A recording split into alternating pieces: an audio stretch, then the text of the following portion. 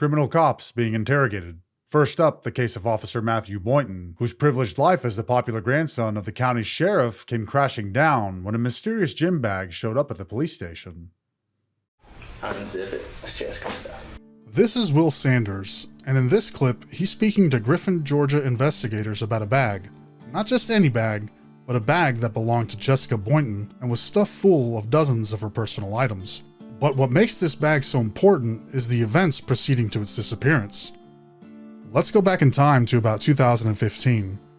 Jessica Boynton, then Jessica Lester, and Matthew Boynton began dating when they were teenagers and still in high school in Georgia.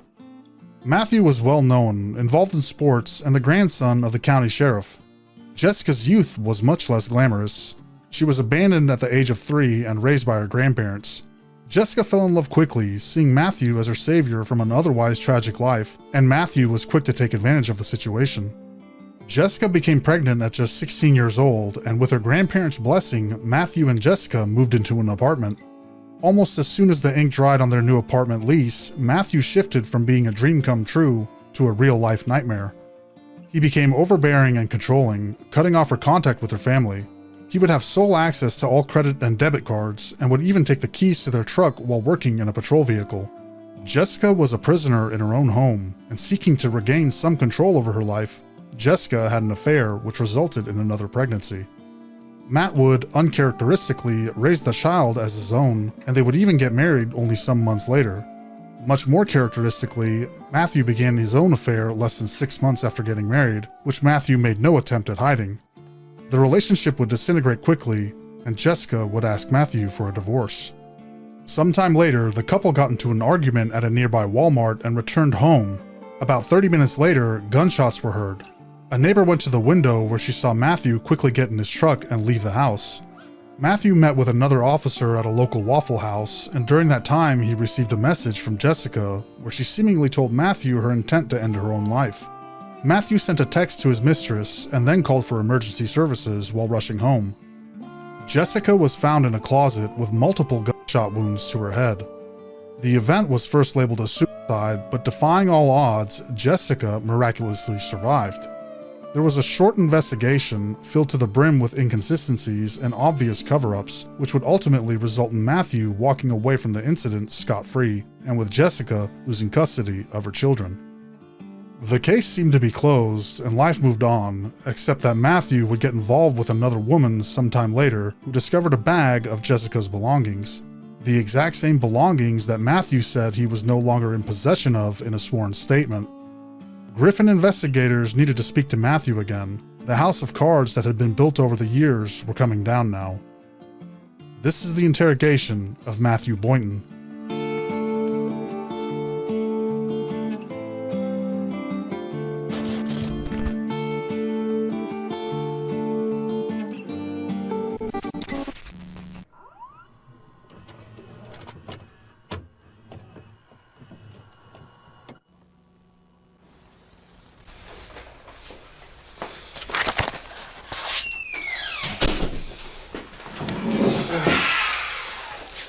I'm just going to start off by letting you know that I am not conducting an internal investigation on you, okay? So Garrity is not implied. Okay, I want you to understand that, all right? Okay. All right, Garrity does not apply to this incident, okay? Can you fully explain what that? I understand part of it, just. She's gonna read you Miranda. Okay. So I just want to let you know that I'm not conducting. I know I do IAs, but this is not an IA. This is in reference to a criminal investigation, okay? Okay.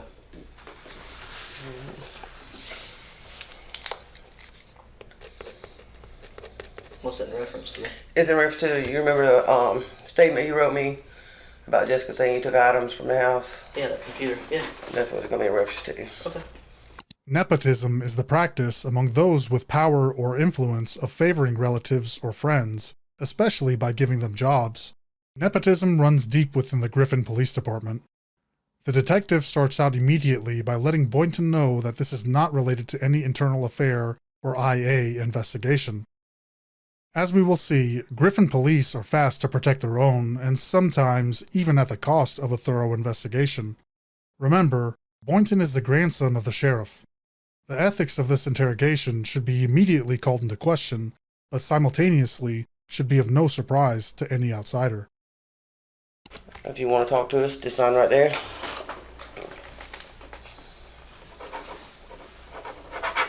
Alright. So Jessica came in, she filed a report. Okay. I talked to you about it. You wrote a statement saying you didn't have any of her items. Right. The report specifically said her retainer and stuff like that, and clothes. Okay. Do you know anything about where her clothes or retainer might have been? Like I told her before, the only thing that we might have had would have been in that white trailer, and my stepdad has not mentioned anything else being in there.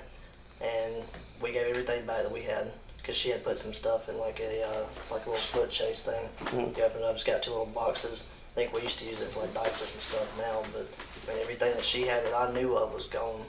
I got rid of everything I knew of. You got rid of a house, so. To either give back to her or her family came back and got it. You know, like she had a big kitchen table and some other stuff that her Aunt Kathy and Uncle Tim come and got. Just different. I think my stepdad actually took a whole bunch of stuff over to her grandparents' house at 2464 East Milner in Pike, which is like right by my parents' house. Okay. So when did you move to Lumay Road? That would be sometime in March. March. Mm-hmm. Through the course of that move, did you find anything that belonged to her at that point? No, because if I would have, I would have turned it over to her, because I had no need to keep her stuff. Before this interview took place, Will Sanders had already given the police the answers that they needed. Remember, Sanders turned in Jessica's belongings, which were found by Matthew's current girlfriend in his own storage area. Investigators asked Boynton about her computer and some other items. Boynton sticks to his story that he never had them. He digs his heels into his lie and goes all in. The only thing I had at that point was that computer, and me and you had talked about that and gave it back to her, because she came over here and talked to Bird. Okay. So,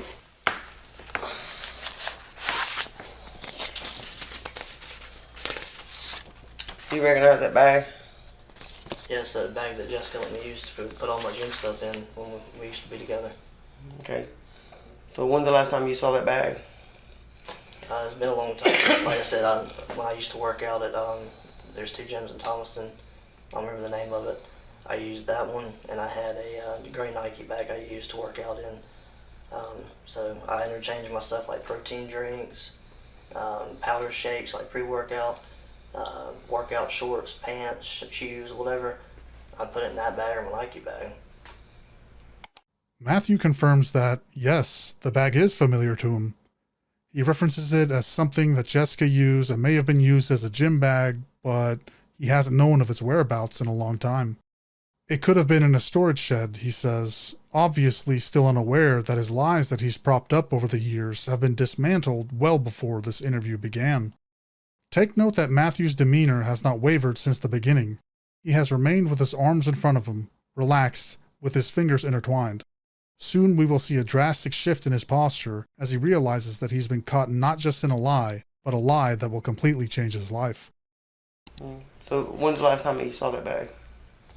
I mean, it's been a while. I don't know an exact date. I don't know. I think my stepdad, he had it in the white trailer, and that's been a while. And he brought it, but I haven't been through it or anything. He put it in my storage thing in my house, which is like when you pull in the driveway. It's a little storage thing on the right. You open the door and it's got all my stuff in there. I had to clean some of it out recently. That was tossed in there, but I mean, it's in there with a bunch of my stuff, like a brown tub I used to keep in my old patrol car with gym stuff in it and work stuff. Would that be the utility room or carport room at your new house? Yeah, that's where I keep I keep stuff in that, and I keep stuff in like what's considered an office in like the back of my house. I just tossed it in the rest of my gym. But it's just an old gym bag.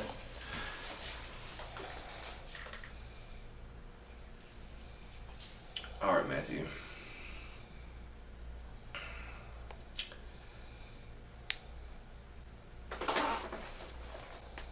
Look. Let me see the folder. Let's see the folder.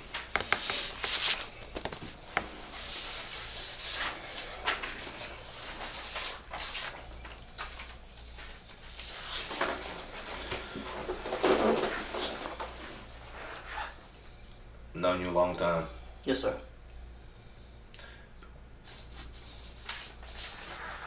This bag, you saw it moving when you moved from your apartment to the main road. I didn't know. And your stepdad and Wendell saw it, and another female saw it.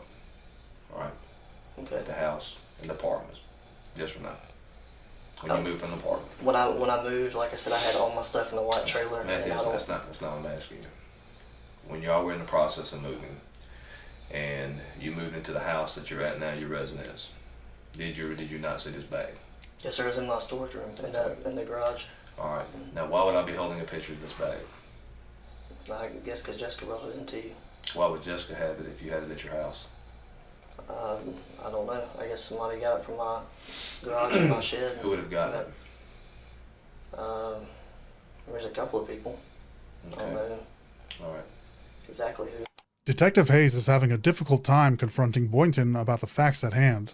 He is reluctant to tell Boynton that he knows his story isn't true, but his obvious frustration with the matter gives Boynton a clue that his story isn't carrying the weight that he needs it to. Hayes gives Boynton another chance to tell the truth. If he's seen the bag in his new house, which Boynton confirms, yes, it was in the white trailer. They ask how it could have came back up, how someone could have gotten to it to either place it or take it, and Boynton resorts to an excuse that law enforcement is no stranger to. Someone else must have done it. Okay. And inside that bag, there were numerous contents inside of it. And one of those is this right here. You know what this is? It's like Jessica's old retainer thing, and she had them wear together. Right. The bag was completely filled with female clothes. And this is one photo of it. That's not yours. No, not. All right? No, sir. Okay. That's not yours. No, sir. Right? Yes, sir. Okay. Who did that belong to? This got Jessica's name on it, so it'd be Jessica's retainer thing. If it was in this right here, where would that have been at? I had all of her stuff in it. What would it have been at? It would have been in the garage thing, like I said, Which is where? which is at my house. Which is at your house. Yes, sir. Did you buy that for Jessica? I don't recall. I don't think I did. Because she I had think her grandparents did. because she had retainers before she met you, right? Before y'all got married, right? I believe so. So that would make it whose property? Hers. Not yours, right? Right. Yes, sir. Whose bag is that? Jessica's. And the contents in the bag? And it's got all her stuff in it. So why would you not have brought that to us when you saw the bag at moving? Sarge, I promise I've not been through that bag. The last time I used that Matthew, bag I was for the didn't gym. ask you that, Matthew. Listen to me, buddy. I, Whose bag is this? I understand what you're saying. It's Jessica's, and I should have brought it up here. You know, Next all things, and I don't know anything about your other issue, but all things involved in reference to this case, all the going around, the statement that you wrote, where's the statement at? The statement that you wrote. The same statement. I didn't read this. I don't know what the statement said. What did it say? It's just very brief. I gave Jessica her property like I gave her a computer and everything. Right. Yes, sir.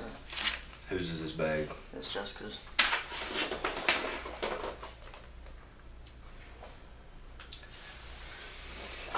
I didn't think about it because I used it as a gym bag and she let me use it. I understand what you're saying. Detective Hayes points out that, per Matthew's own words, it was a bag that, as far as Matthew can recall, was relegated to gym duty. But if it was a gym bag that Matthew used, there was no way that the bag would be filled with Jessica's personal items and clothing. Boynton's demeanor shifts, from fingers intertwined in front of him, a stature of certainty and authority, to lowering his hands towards his legs. This is indicative of lowering his defenses, or more specifically in this case, his immediate defenses being overpowered.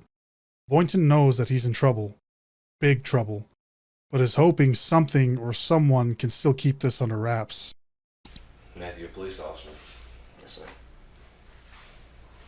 I understand. You're a police officer, Matthew. You know we are held to a higher standard than anybody else. I understand. You know, people don't expect us to make mistakes, and they don't realize we're human. I understand that. Yes, You sir. understand that. I should have been smarter about it.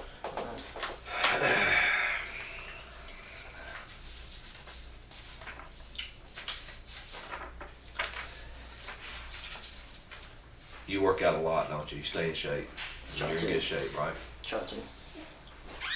You have 2 bags that you swap your stuff in between, right? Yeah, I don't have the other one anymore. So this would have been your only gym bag.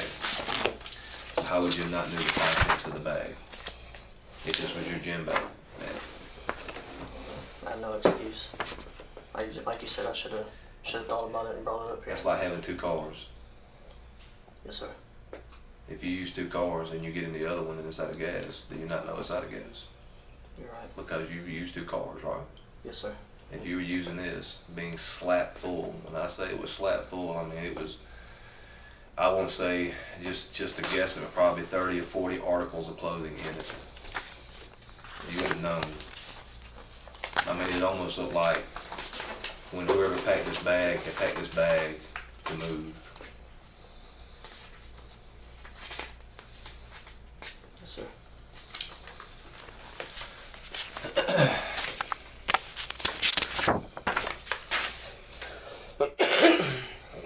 This is Matthew Boynton, January 9th, 2017. I was advised to complete a statement on a previous date by Lieutenant Yancey. Jessica Lester Dash Boynton's property was already previously returned to her by my stepdad, Charles McDaniel Jr. Shortly after Jessica got out of this hospital, the dining room table, along with other items, were picked up by Kathy Zellner for Jessica. The remaining items, such as hope chest clothing and other miscellaneous items, were returned to Jessica. I do not have any other items of Jessica's. This is Matthew Boynton. Is that your statement?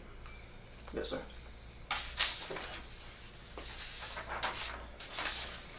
What's that, Matthew? That's Jessica's bag. Jessica's retainer. You understand you didn't buy that. I understand. That does not make it community property. I understand. That makes it her property Yes, sir. that you're in possession of. Yes, sir. I understand.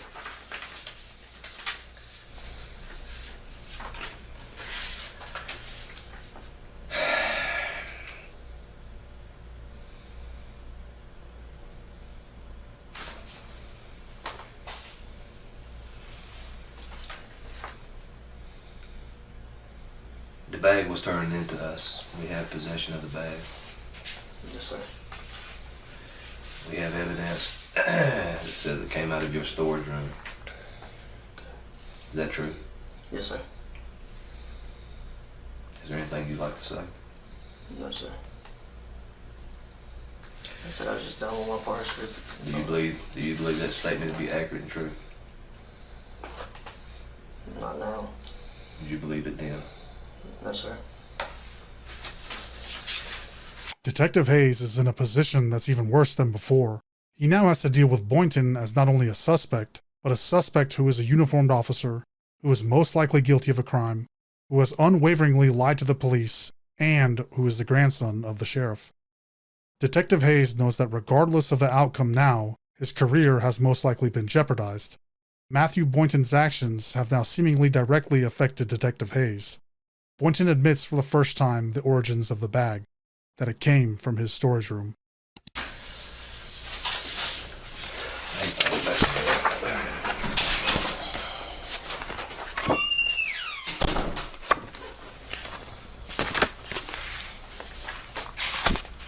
You need water or something, Matthew? You sure? Yes, sir. I got some right here. Thank you. All right. I'll be right back.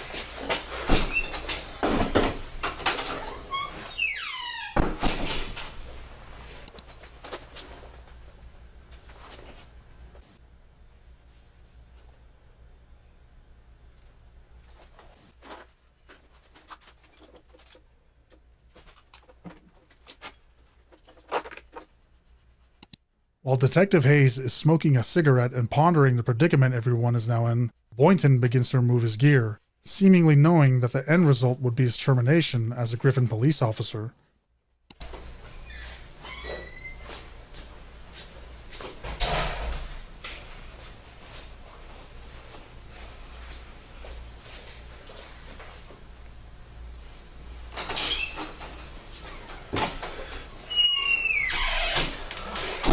Sorry, man. I had to smoke a cigarette.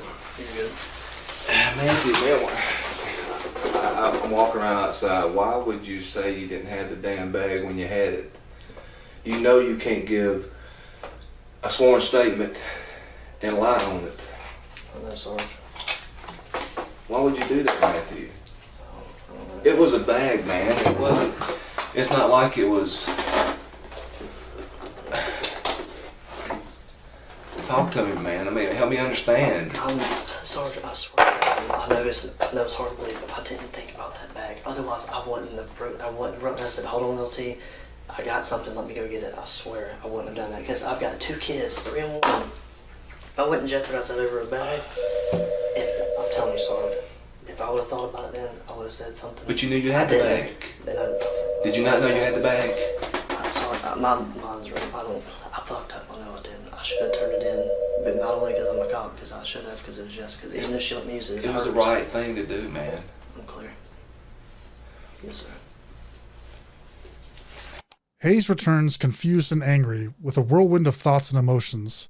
He demands to know why Boynton would lie about something so trivial like a bag. Why would Boynton make sworn statements about something so inconsequential in the grand scheme of things? Matthew tries to claim that it's all a misunderstanding. Of course it must be a misunderstanding, because why would he lie? He has children and another on the way. It would make no sense to lie. Later interviews with Boynton's girlfriend would reveal that she had pointed out the bag several times, and that Boynton thought the entire situation was nothing more than a joke, even going so far as to make light about the shooting.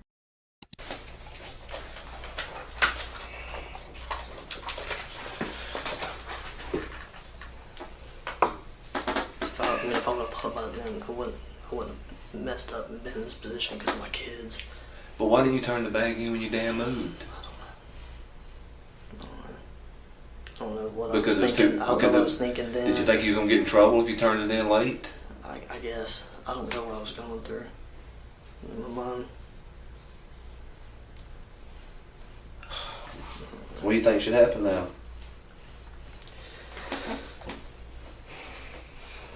I know that's probably gonna happen.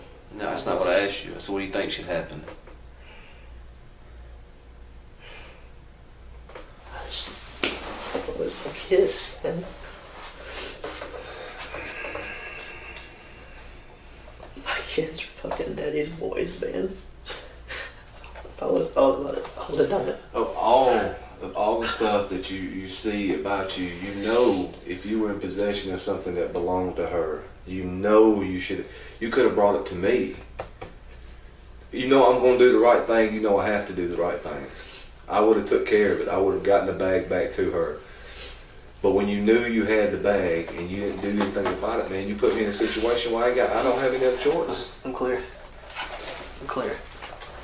In between sobs, Boynton removes the rest of his gear, placing it on the table. He says that he's been afraid every day of coming into work and having something come to light. He whimpers, saying that this is going to have an effect on his children.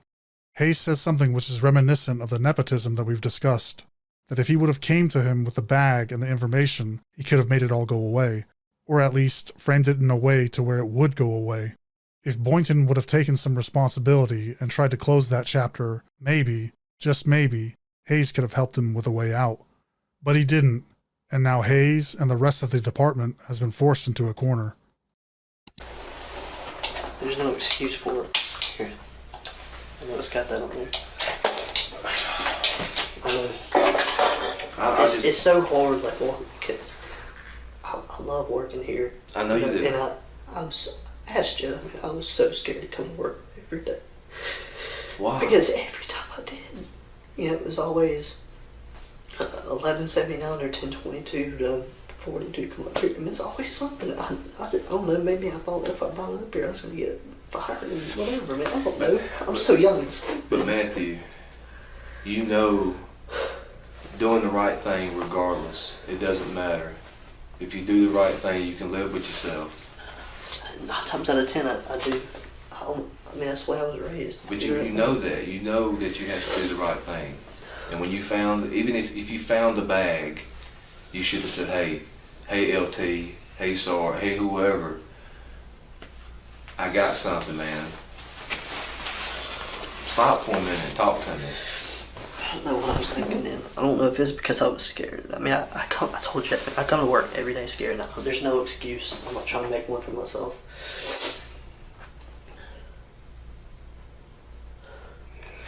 I know I'm obviously not employed anymore. It's just like, the only thing I can think about now is my kids, man. 'Cause my kids, I'm daddy's boys. You know, the baby especially, I took him in like he's my own. And I'm not setting a good example right now. I always try to show my kids what's right. But you know, when you swear an oath, we swear that we're going to uphold the law. Yes, sir. Regardless. And you know you can't lie. You can't lie in an investigation. You know that. I don't know what I was thinking. Like I said, I don't know if I was scared or what. I don't know what was going through my mind then. Does that make it right? No, it doesn't. I know that. I know this is everything I've ever worked for, like out the door. My main concern is my kids, man, because I've got primary custody over them, and this is gonna set me back if I get locked up for this. I'm gonna go down and see them every other weekend, and she's not gonna take care of them like she's supposed to. Like, she's supposed to put them on her insurance. I had to do that. But Matthew, if you did what you were supposed to do, we would not be here in this situation. You think I want to be here? No, sir. I would rather be anywhere else than be here. Clear. But if you had done what you were supposed to do, we would not even have to be having this conversation. You would have to worry about it. Yes, sir. But you know that we have to do the right thing. We have to do what people pay us to do. You know that. You know that, especially with me and Lieutenant Yancey. You've known us a long time. Yeah. I don't want to lose the primary custody of my kids. Like, I know, I mean, no matter where I go now, I'm not really going to get a good job now, but like, the main focus is my kids, man. Life is not over with. Everything happens for a reason. Just hang tight, okay?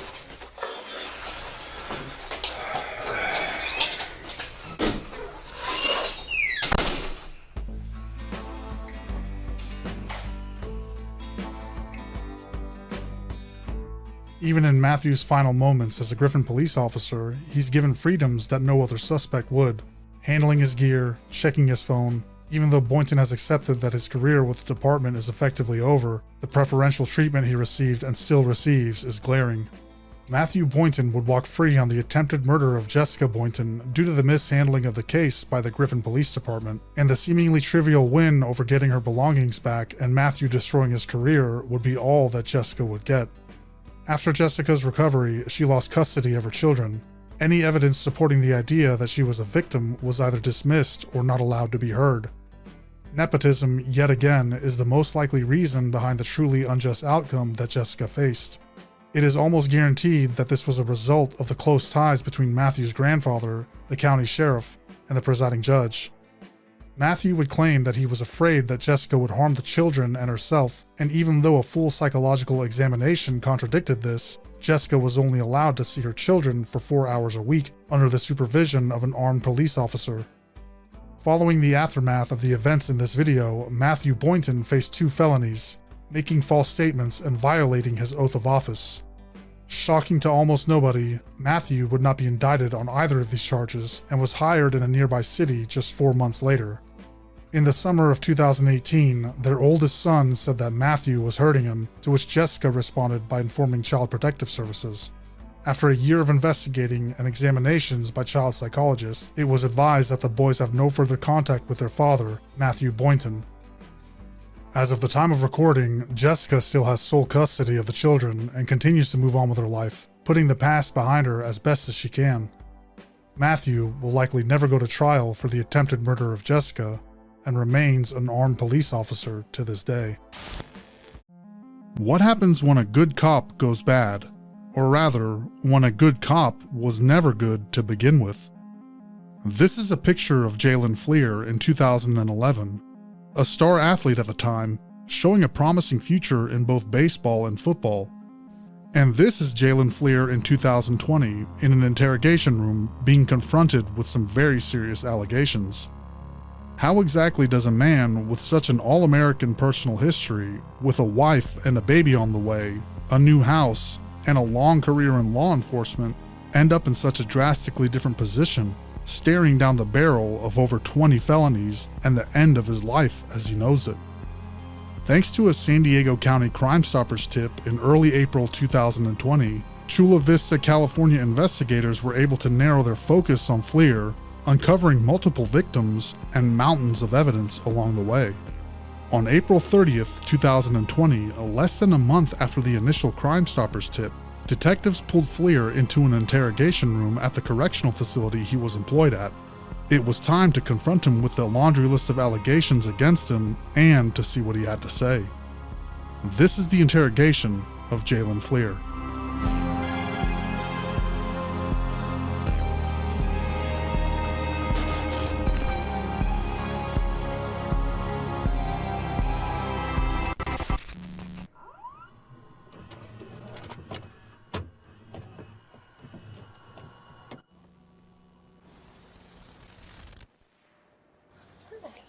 Hi. Thank you very much. This is San Diego County Sheriff's Deputy Jaylen Fleer, and his life is going to completely change the moment this interview begins.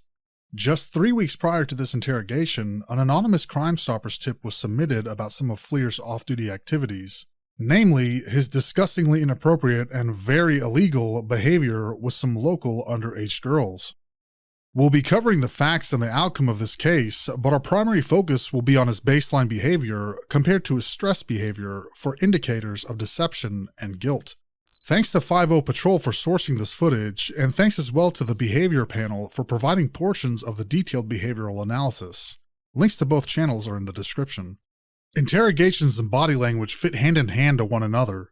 Body language is more about deviations in pattern and behavior, and interrogations are about exploiting those patterns and deviations until you know if there's significance behind them or no significance. We'll interject briefly every so often to point out some specific behaviors to take note of. Keep your eyes and ears open and see if you can catch key moments ahead of time. This story with us, of course, in regards to the report that we're investigating. Okay. You're not under arrest and you are not being detained. Okay. Do you understand? Yeah. As introductions and paperwork are taking place, Fleer's hands are down, indicating a receptiveness and a willingness to converse. As soon as the actual interview begins, Fleer crosses his arms, and they will remain there for almost the entire duration of the interview. Fleer's stature when first entering the room will be considered his true baseline, but in order to better highlight his change in behavior as the interrogation progresses, we will use deviations from his arms crossed position instead. I'm going to go ahead and read what you did initial. So you understand that you're not under arrest and you are not being detained. You understand that you're free to leave at any time. There will not be any locked doors keeping you from leaving. As you notice, that one doesn't have a lock behind you. Yeah. You can choose what questions you want to answer, and you can choose to leave or let us know, and we will assist you with the exit. Although you're probably going to be the one assisting me, because I don't know my way around here. Okay. So you understand, like, if you, as far as like leaving, you have access points and you know how to leave or where to go. I understand. Okay, very cool. So I know that I have a lot to delve into, but I really want to get to know you first, if you don't mind. Definitely. Okay. So I'm going to lean back and get comfortable, just because. Are you comfortable? Do you want to take off your duty belt? No, I'm good. Okay, because I understand that, the duty belt gets pretty annoying pretty quickly, so if you want to take it off at any point, you No, let I'm me know. skilled. So, of course, I've done my research and investigations and everything, so I've learned a little bit about you, but I'd like to learn a little bit more, if that's okay. I found that you went to Santana High School? I did, yes. Okay. Can you tell me a little bit about your upbringing? Yeah, so grew up Santana High School, played sports, football, baseball. Went to Grossmont College for a little bit, played baseball there. And got a job here. Worked at Dick's Sporting Goods before this, so this is my second job. Okay. Started working with this department for coming up on 5 years now. So baseball seemed pretty important to you back in high baseball's school. fun, yeah. What position? Pitcher. Cool. How's your arm holding up? I mean, soreness every once in a while, but I haven't thrown for a while. So. Yeah, no, it still kills me. I played softball. Okay, nice. So I was, third, short, center, and pitcher. You're in San Diego? Yeah, down Hilltop, Bonita Valley kind of area. But I know, like, back when, I don't know if it's the same for you, they had no idea, like, about icing and massaging. And Yeah, I knew about icing stuff. Yeah. I did not, so I am paying the price Girls for throw in it. her hand, so. Yes, and it's brutal, though. Let me tell you, I'm paying for it still. But, so did you ever play any other sports in high school? In high school, no, just football and baseball. Football, baseball? Yeah. Cool. Anything else in school that you enjoyed doing? Hanging out with friends, you know, just typical high school stuff. I mean, it's pretty sheltered from my mom, so I didn't get out much, but yeah, just the sports and stuff. Okay, how come you say Keeping me squared away, keeping me in line. very cool? And have you always worked corrections? Yeah, I attempted to go out to the patrol, went to the academy. Things didn't work out there, so I came back here. Did you have fun at the academy while you were Oh there? yeah, I enjoyed it. It's good. I mean, camaraderie and stuff like that. So. Okay. Married? Have any kids? Oh yeah, married. Recently got married this last year in September. Okay. We have a kid due on the way in August. Oh, okay. Boy, girl. Boy. Very nice. Unfortunately. Unfortunately. Yeah. Were you, like, hoping for Oh a no, girl? I said looking forward to Oh, it. looking forward. I thought you said unfortunately. I'm No, like, oh, no. No, I'm Okay, excited. good. Yeah. Okay, that's cool. And your wife, how long have you known her? Actually, preschool. Yeah, we met in preschool, went separate ways. Met her back in high school. Things like I was trying to date her, but she was playing it hard to get again. Yeah.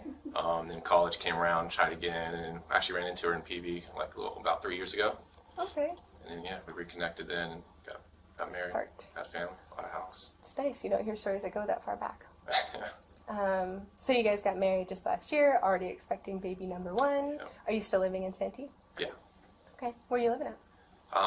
Right across from West Hills, new community, Western community. Okay. So you're going to have your kid go to West Hills?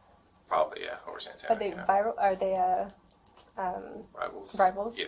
Okay. It's gonna be hard. Yeah, it's going to be hard combating, everybody else and doing that. So do you do anything else as far as for fun? Do you do sports still? I'll do softball with the guys here at work and stuff like that. Other than that, mountain bike once in a while. Cool. How about video games, computers, anything like that? Do you ever? Yeah, I'll play video games every once in a while and stuff like that, but not too often. My wife's not big on the video games. Cool. And I hear your schedule recently changed. How do you feel about the schedule it's long. change? Yeah. 12 and a half in a row. Kills you. 7 off is nice, but it flies by, so. Yeah, and then those 7 drag Yeah. once you're here. So at least you're on your last day today, right? We communicated with some of the people who are going like, hey, when does he work? Thank you for meeting with us here. Yeah. We obviously, given COVID, there's not a lot of places you can meet up with people right now. That's one, comfortable, gives us enough space, and makes you feel like that you're not at your home or randomly out in the middle of nowhere. So To add to our baseline, take note of Fleer's breathing method and rate. Fleer is exhibiting little symptoms of stress, and as such, he has abdominal breathing. Body language expert and analyst Scott Rouse often says, quote, breathing comes with feeling. Humans breathe naturally by pulling the diaphragm flat, drawing air in from the abdominal region. When experiencing stress, we'll begin to do what's known as chest breathing. We'll be able to see this process take place by keeping an eye on Fleer's arms as his chest begins to move up and down, as well as a visible increase in his rate of breathing. I know RPD is like refusing to let anybody in the doors, so I can understand. How about social media? Are you active on social media at all? Facebook and Instagram. Had Snapchat back in the day, got rid of that with my wife. We got caught in the academy with her and stuff, some stuff, but. Can you tell me about that, or? It was with another recruit in the academy, but. Okay. So you're communicating with another recruit? I was back in. I stopped. Everything got cut off. Got rid of. I didn't delete the Snapchat. I just deleted the app. So. Okay. I haven't used it for like I don't know, 2 year and a half now. Okay. So on Facebook, just because I like to jot down everybody's social media when I can, what's your Facebook login? Like your username? I think just under Jaylen Fleer. It's your name? Yeah. Okay, cool. And then you said Instagram? Is that right? Instagram, yeah. Okay. What's your Instagram username? I think. Okay. And then you said you got rid of Snapchat, but when you did have it, what was it? Just Jaylen Fleer. Jaylen Fleer? Yeah. Okay. So the one that you had there, and has that account since been deleted, or just That one, deactivated that's just delete the app. I think it's still there. Okay. And I know when it comes to Facebook, you connect it to an email address. Do you know Yeah. what email address is connected to it?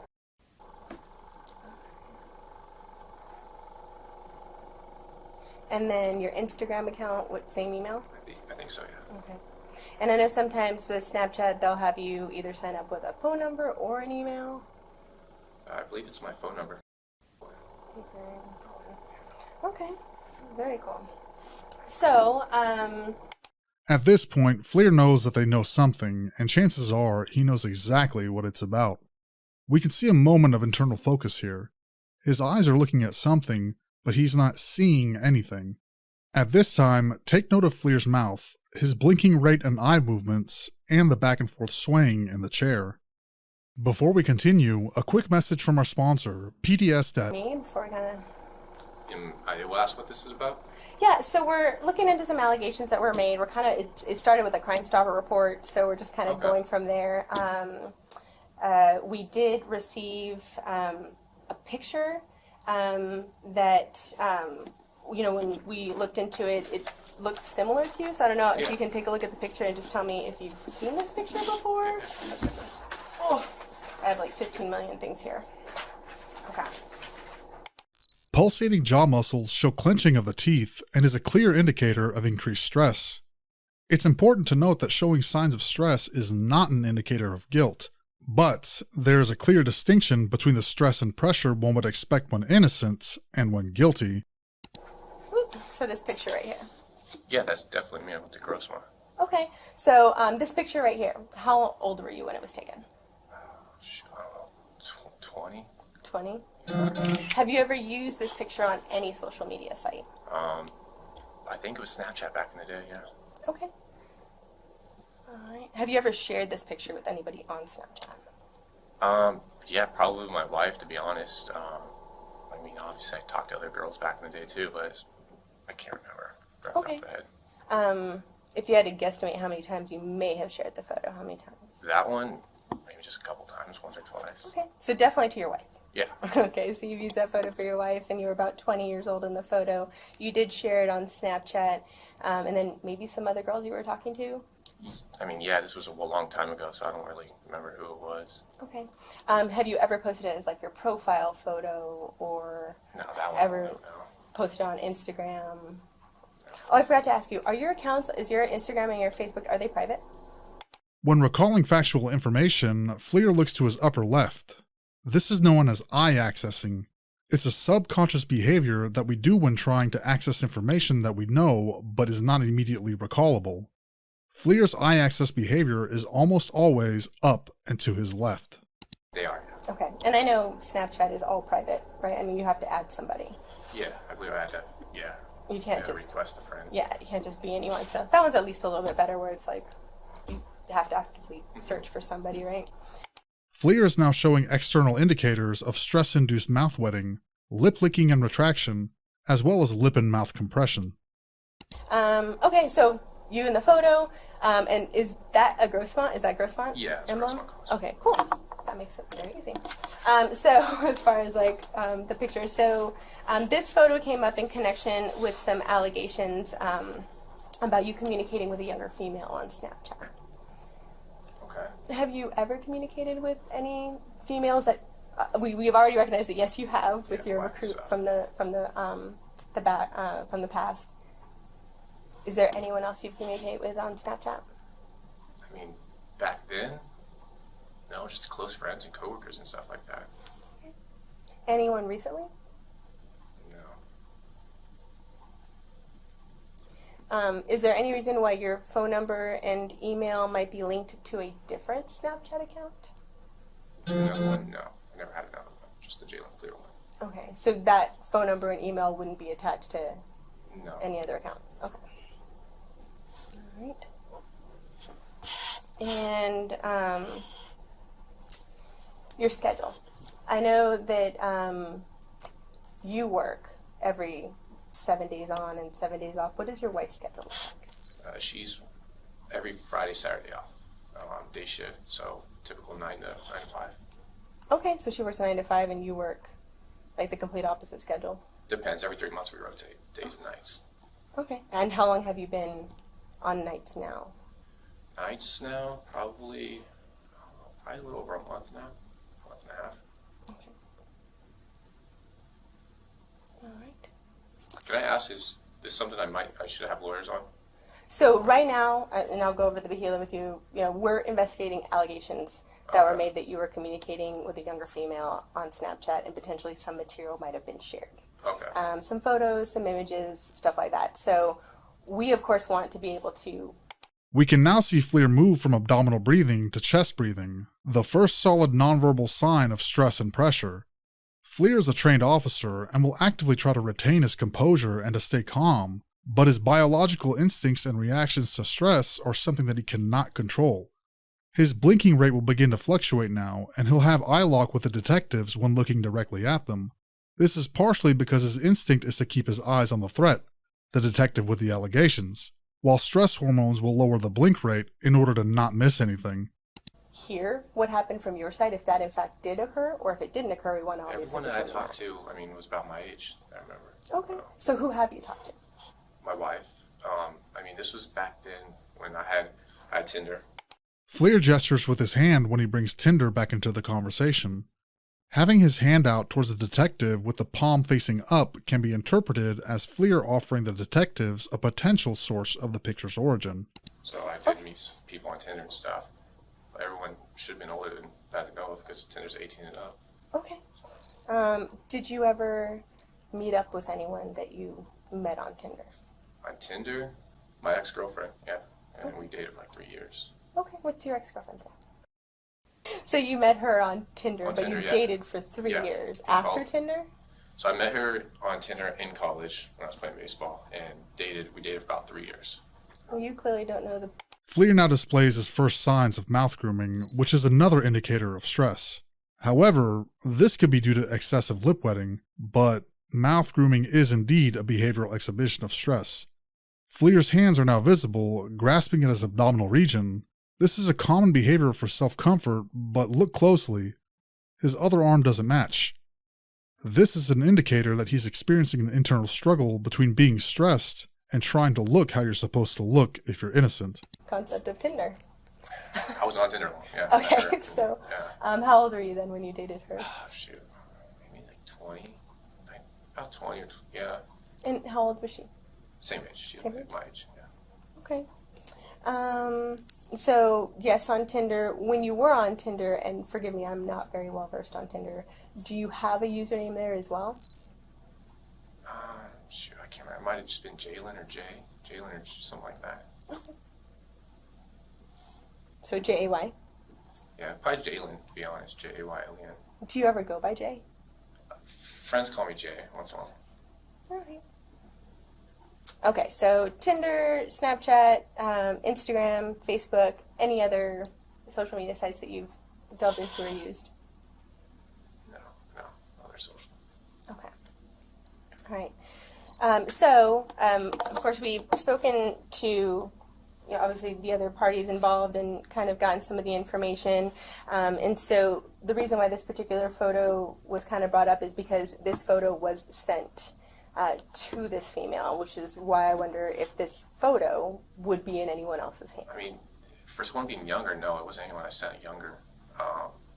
So this photo was sent within the last 3 weeks. Have you sent this photo? No, definitely not. It wasn't me. Not to anyone within the last 3 weeks? Okay. And you've only shared it with a select few people? Yeah, that was a long time ago, so. Okay. So I want to make sure to get all the people you have shared it with just to make sure they wouldn't try to send it. Yeah, no, I know there's like screenshots and stuff. I don't remember that one being screenshotted on Snapchat. Yeah, because Snapchat lets you know when you're screenshotting. Yeah, it'll tell you. So that was a long time ago. So I don't know. Okay. So you don't know who I might be able to connect with this photo as far as on that one? No, that was a long time ago. Fleer's swaying is progressively increasing in frequency and intensity. Swaying is often a sign of nervousness and is the body's effort to provide some sort of stress relief. In addition, swaying or rocking is often seen as a direct sign of discomfort, which Fleer is undoubtedly experiencing quite a bit of. You said you've only shared it a couple times? Yeah, I mean, it's just a basic photo. I mean, I don't want to save that one or anything like that. So it was either your wife or whoever the other person you might have shared it with that might have shared the photo again? My question is... I doubt my wife would do that. Yeah. We've been together and stuff for so long. Well, so you dated this girl for 3 years, and when you were 20, that's 23, you kindled your relationship with your wife about 3 years ago? Like literally, it was about a month apart from my The ex. other one. So you've been with her for 3 years, Yeah. so you like the long-term relationships? I've always been in long term. 3 to 3. All right. So, this, like I said, this photo was sent to this person, so they were in possession of it, and we can't find any connection or reason why this photo would end up with this particular person if it wasn't shared by someone you may know or yourself. I agree, yeah. My wife would have done that, so I don't know why she would share that. So, I don't know, it's a long time ago.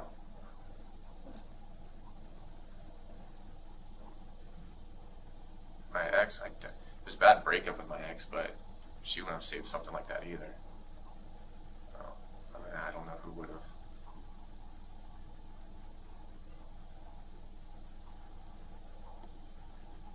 I don't know. The detective pauses for roughly a minute from her last question.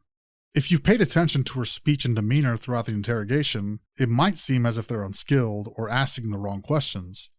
Interjecting a conversation with silence is a tactic often used by interrogators to insinuate that the question hasn't been answered yet, and that they're waiting for more information. This creates an uncomfortable gap or lull in the conversation, which is often filled by the suspect continuing to divulge information. Sometimes, in an interrogation, less is more. By saying less, interrogators are hoping the suspect will inadvertently divulge more information. The detective's language and tactics aren't by mistake, but rather they're a product of years of training and design. So, I mean, I met girls on Tinder and stuff back in the day. And yeah, some save stuff, but I don't know who would save a picture like that. I mean, a nude maybe, yeah, they would save. Not that one.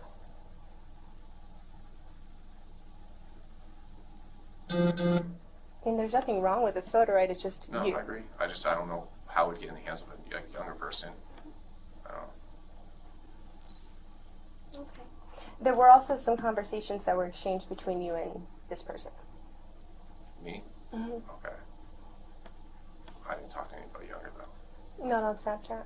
No, Not recently? not recently, no.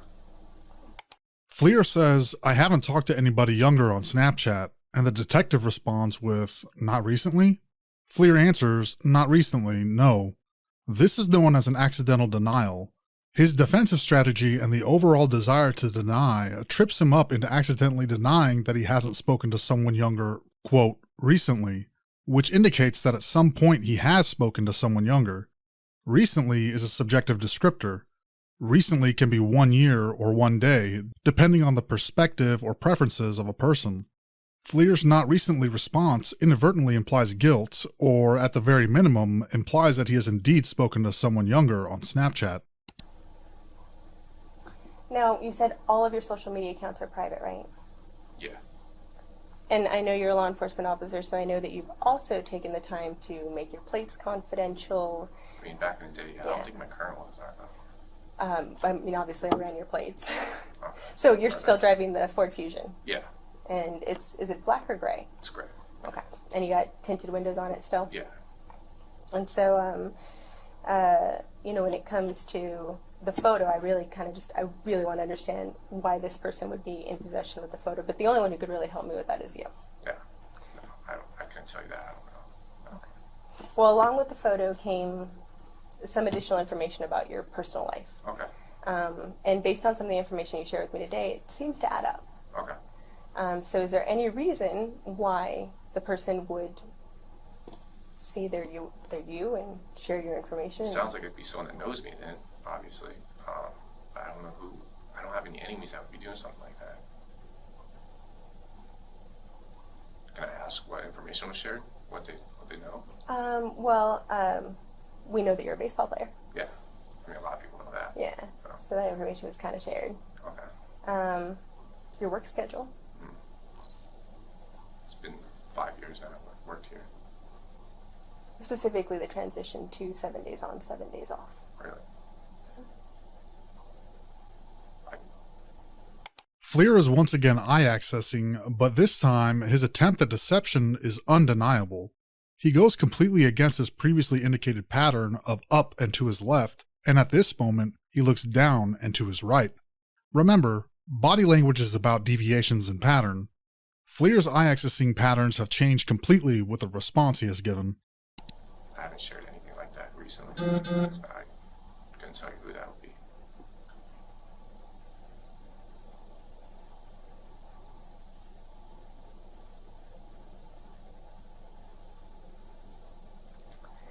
So let's take it back a little bit.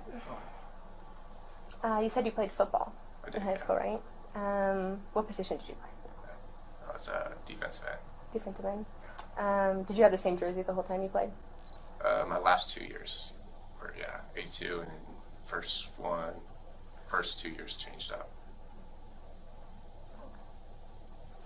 And what year did you graduate? 2011. Okay. So, I know as an athlete, sometimes when I would do my usernames and stuff, I would kind of use a combination of my things that I know about myself, right? Mm-hmm. So that way I wouldn't forget it. So this particular picture came from an account with this username, right? J178211. Mm-hmm. Okay.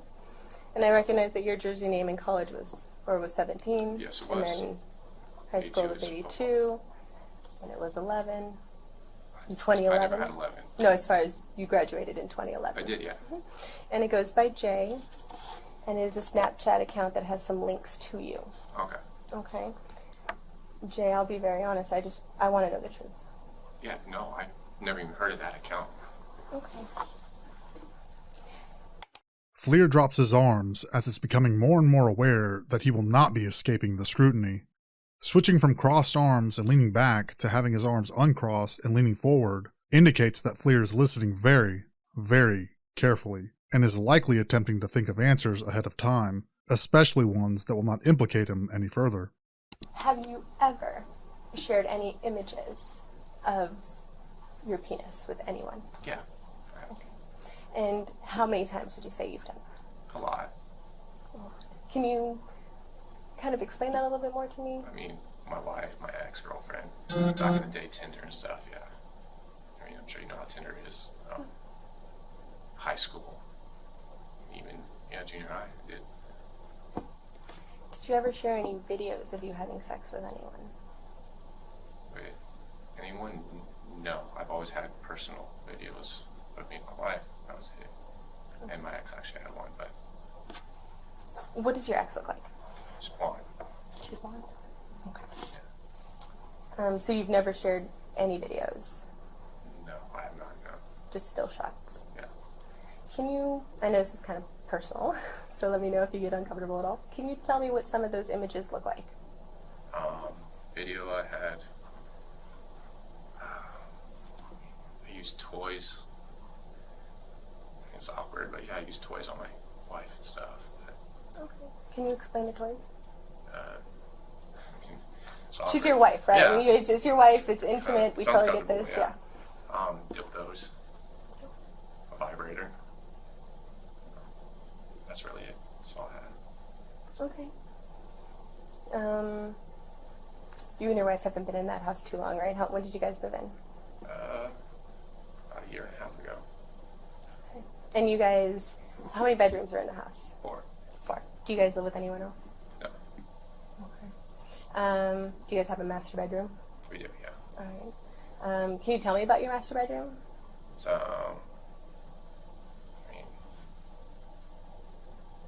just a big white room, big king bed. I mean, there's nothing really special to it. Okay. just because it gives me kind of some insight of like Yeah. you know what your home life is like. Do you guys still sleep in the same room? That's a good marriage. Yeah.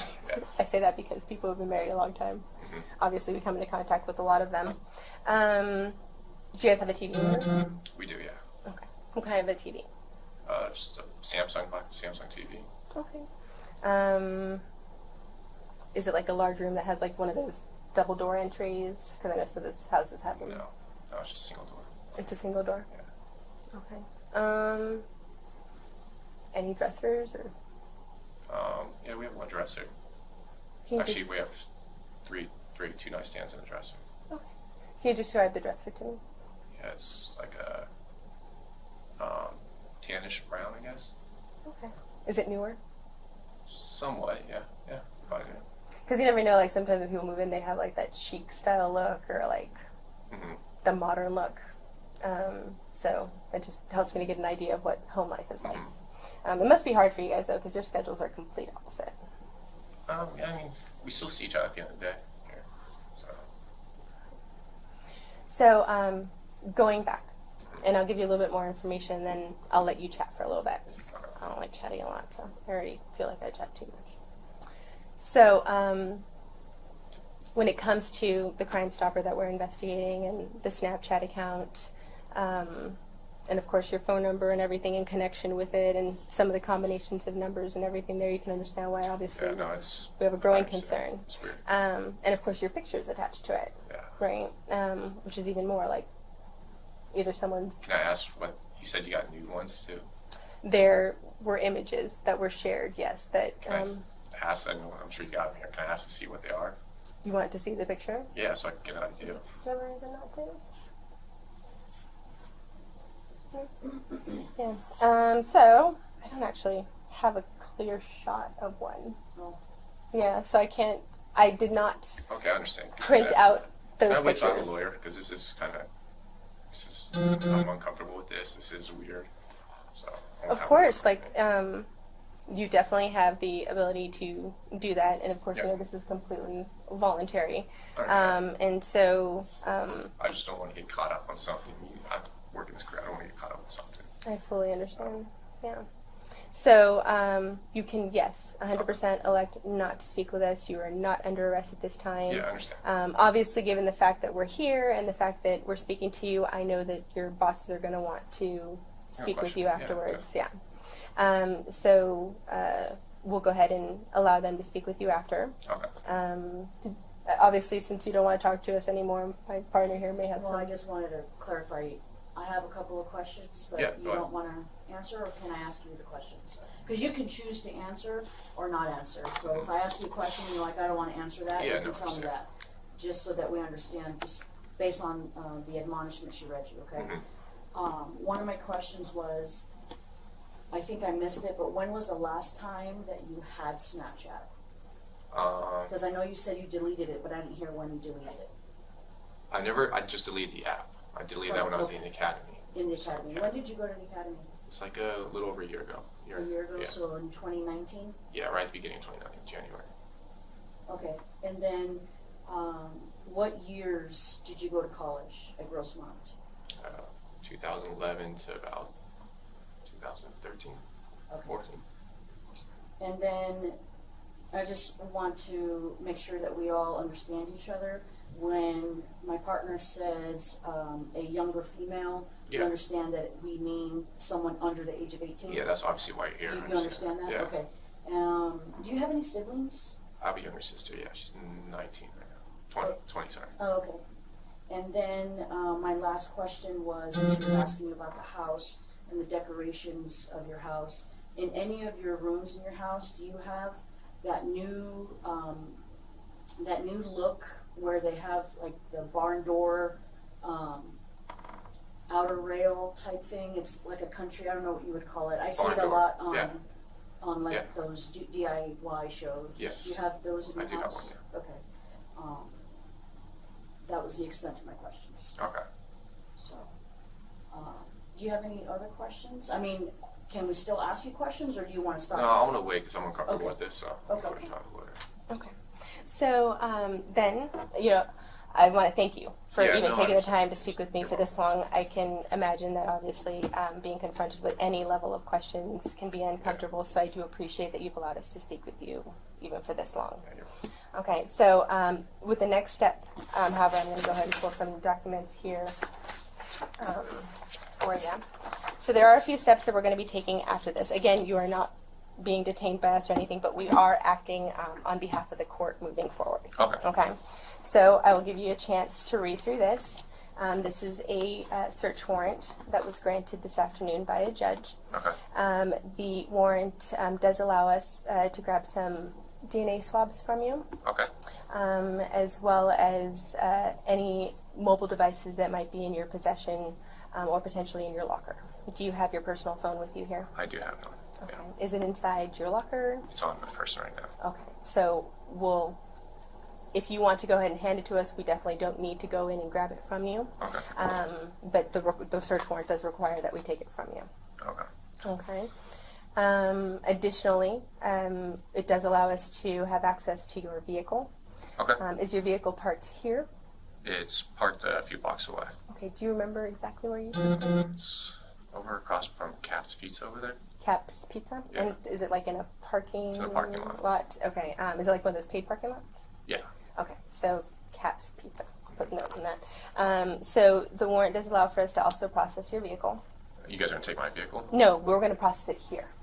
Okay. So that we actually have someone here that's going to help us take some pictures and just go ahead and do what needs to be done so we don't have to. Okay. We recognize that warrants are a part of our job, but we don't like to inconvenience people unnecessarily. Yeah. So that's why we actually brought our technician with us here, because it is we obviously want to take your DNA with the least effort possible. So that's why we're using the swabs. And the same goes for, of course, your phone, which you stated is on your person. We don't want to put hands on if we don't have to. And Yeah, no, I understand. I'll give it up. like you said, as a law enforcement officer, you're willing to comply. With that being said, after that, we will also have access to your locker. Are your vehicle keys inside your locker? My vehicle keys are in my vehicle right now. They're in your vehicle? Yeah. So you have a code? I have a code. Okay. Would you mind sharing that code with us? Am I allowed a lawyer to say no to that? Well, the warrant allows for us to have access to your vehicle. Okay. Yeah, 'cause Yeah, so otherwise you we'll bring get it. a tow Yeah, truck. that's fine. Yeah, I'll give it up to you. I'll jot it What's the down. code? Thank you. I don't even know the number. I know the Would it help if you drew the keypad? yeah. Do you want to draw the keypad? Yeah. I'm the same way, so. Let's see. It's I don't know how many buttons are, but it's the top, bottom, left, top, bottom.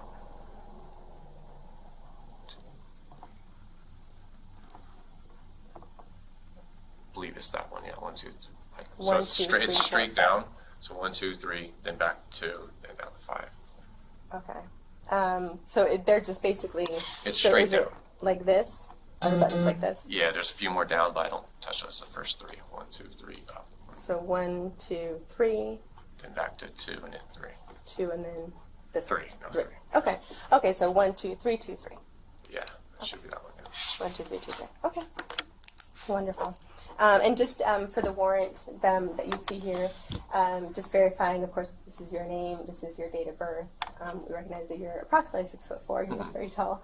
And then we just use your approximate weight there. And I know you have more blondish reddish hair, Yeah. but we went with your DL. And just if you know your DL number, we can verify that. Yeah. As you see here, it does state here that we have premises as well to enter your home at 8621 Chaparral Way. Okay. So we are going to attempt to do this in the quickest way possible and the way that it's obviously going to. This can't be an easy process. We recognize that. Yeah, my wife's And we freaking don't. out what's going on. Yes. Okay. Is your mom at your house right now? She's not. Okay. Your wife, she is at home? She is at home. Okay. Is it just your wife at home? Just my wife. Yeah. Okay. And her name is. Okay. We won't be sending any black and whites over to the house. No. Okay. Just so that You know. puts you. Is a it gonna little be bit at tonight right ease. now? Yeah. Okay. Yes. So we're going to do this kind of systematically. The very first thing that we will do is, of course, the swab and the phone. Yeah. Do you have any other USB drives, I don't, anything like that on your person? I know sometimes for work we carry them around Yeah. with No, us. I might have a USB in my locker, but that's just a work locker USB. Okay. So we'll get that started. Okay. And then after that, we know that your employers want to speak with you, again, we are investigating allegations, so they Yes. recognize that, but of course, they have to take their action. We can't speak to that, but of course, they obviously want the opportunity to speak with you. Yeah. Then, of course, we'll process the locker and then process your vehicle. Okay. And again, we'll do it systematically and as quickly as we can to alleviate any additional stresses that this already is causing. And then we'll go ahead and go to your home, and we hope to be in and out fairly quickly. Okay. Okay. And guess I'm staying here. I'm not going with you guys or anything like that. So no, you are not in custody. You are not under arrest. You are not even being detained. Okay. That's why you had the right to stop speaking with us at any time. There's no locks on the door. You had the opportunity to leave if you choose to. And like I said, thank you for speaking to us as long as No you did. problem. So if you have any questions, we are here. If it's okay with you, I'm just going to grab my lab technician to start that. Okay, that's fine. And where's your cell phone on you? It's on my person right now. Can we go ahead and grab that from you? Do you have? So you guys are gonna keep my phone? Yes. Okay. Do you have any other? As far as your phone, yes, Put it in airplane mode? yes, for sure. I don't want to break your phone, and sometimes when we access it without your code, it could. I mean, who knows? So is it possible for us to get your code? You guys would break my phone? No, I'm just saying they will get into it like hard-wise, and I don't want to cause any damage to the phone if it's unnecessary. I mean, you don't have my phone. I'd rather say no to that. No, I want a lawyer for this. Okay. Okay, swipe down so you can put it in airplane mode. Oh, okay. Don't. There we are.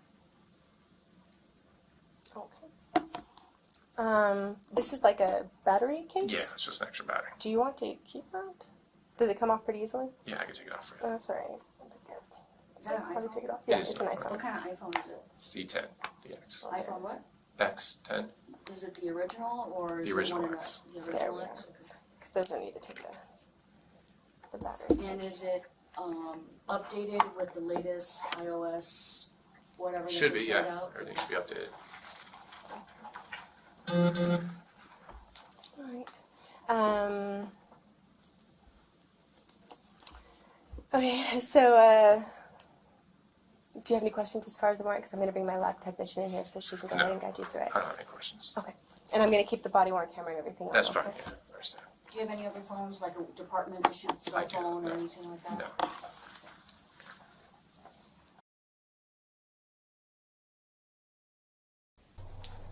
So Jay, this is here. She's working with us, so she'll assist in just gathering the swab. Okay.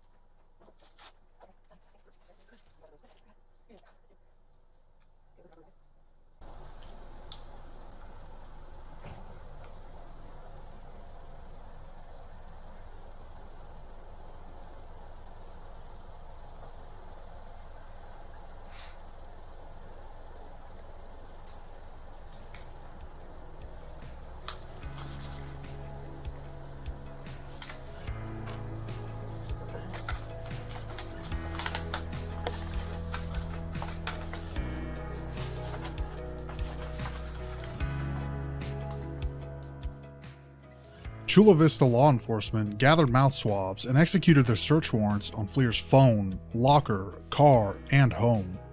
He was placed on desk duty with no contact with the public pending the results of the investigation. Investigators would gather mountains of evidence, and furthermore, results showed that the DNA samples matched. Following a short month-long investigation, Fleer turned himself in and was subsequently arrested and charged with more than 20 felonies. The criminal complaint filed named 4 victims, listing the graphic crimes that occurred from March 27th and April 8th, 2020, and stated that Fleer contacted his victims through Snapchat. In court, prosecutors said that Fleer contacted 41 different young girls, some as young as 9 years old. Fleer initially pleaded not guilty to all charges. Court documents would show that Fleer had asked multiple young girls, quote, "Do you have any younger friends who are interested in older men? I'll give you money to hook me up with them. The younger they are, the better. Fleer sent photos of himself in uniform to the victims and coerced them into giving their addresses to him. They were scared, and they thought they couldn't report it to the police, because he was the police. Fleer would eventually change his plea to guilty. He stared straight ahead and showed no emotion during sentencing when the judge stated, quote, "I have never seen a more despicable set of facts as I've seen in this case. The intensity of this is what's just mind-boggling. Reading about the 41 other girls who were contacted just makes this case look that much more devastating and despicable." End quote. On June 28, 2021, Jaylen Fleer was sentenced to 12 years in state prison with no opportunity for parole, and will have to register as a sex offender for the rest of his life. Jaylen Fleer is currently incarcerated at the Corcoran, California State Prison, where he will remain for the rest of his sentence. Sometimes, even the simplest things can become incredibly complex, and sometimes even the most complex things can be explained simply. There is no way for us to approach the complexities and nuances of this particular case that would do justice to either side, because the webs woven by both good and bad actors on either side of the scale have removed the ability to objectively come to a conclusion, one way or another, that is beyond a reasonable doubt. For that reason, we leave you to take the information both presented and made available and come to your own conclusions. Our story takes place in 2014 and starts on June 18th in the capital of Oklahoma State, Oklahoma City. It's around 2 a.m. and the Oklahoma City police force is finishing their shift change at the Spring Lake station. For some officers, the workday is just beginning, and for others, just ending. One officer in particular that's starting his journey home is Daniel Holtzclaw. All is seemingly normal, with Officer Holtzclaw taking his regular route home, driving north on North Prospect Avenue in his assigned take-home patrol vehicle. Something strange happens just minutes after leaving the station, though.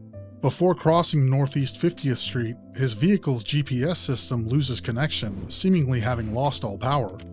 In short order, it would be discovered that the disconnection was intentional and caused by the only person in the vehicle at the time, Officer Daniel Holtzclaw.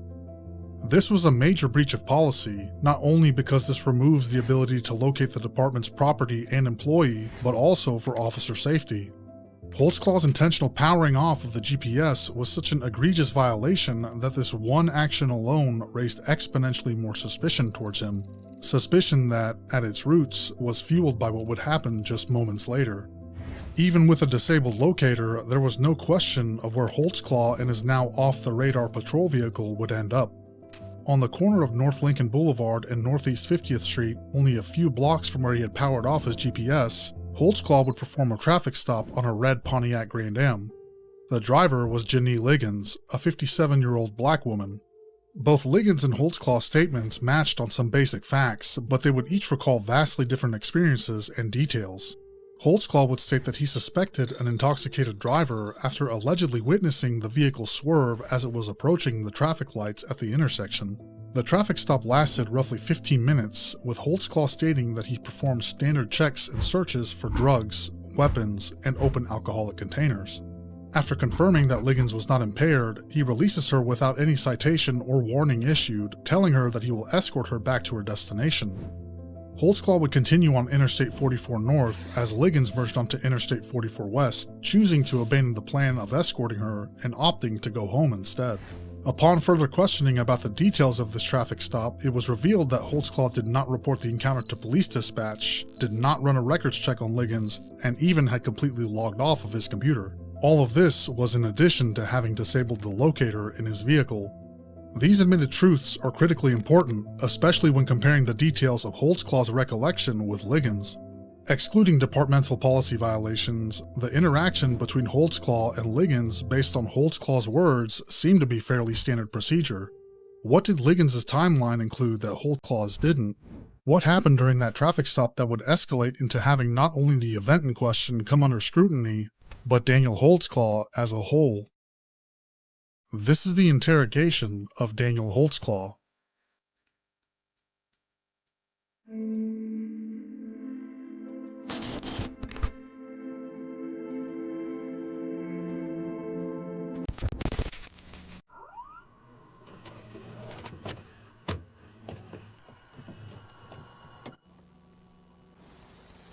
Welcome to our domain.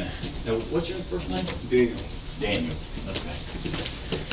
Hey, Daniel, just have a sit in here. Okay. And Would you like? you got a piss or anything? You can have a sit there. That's probably more I could hold it. I'm not a. I'm just. All right. I'm gonna run right on out. Whatever's more comfortable, man. Look up. That'll work.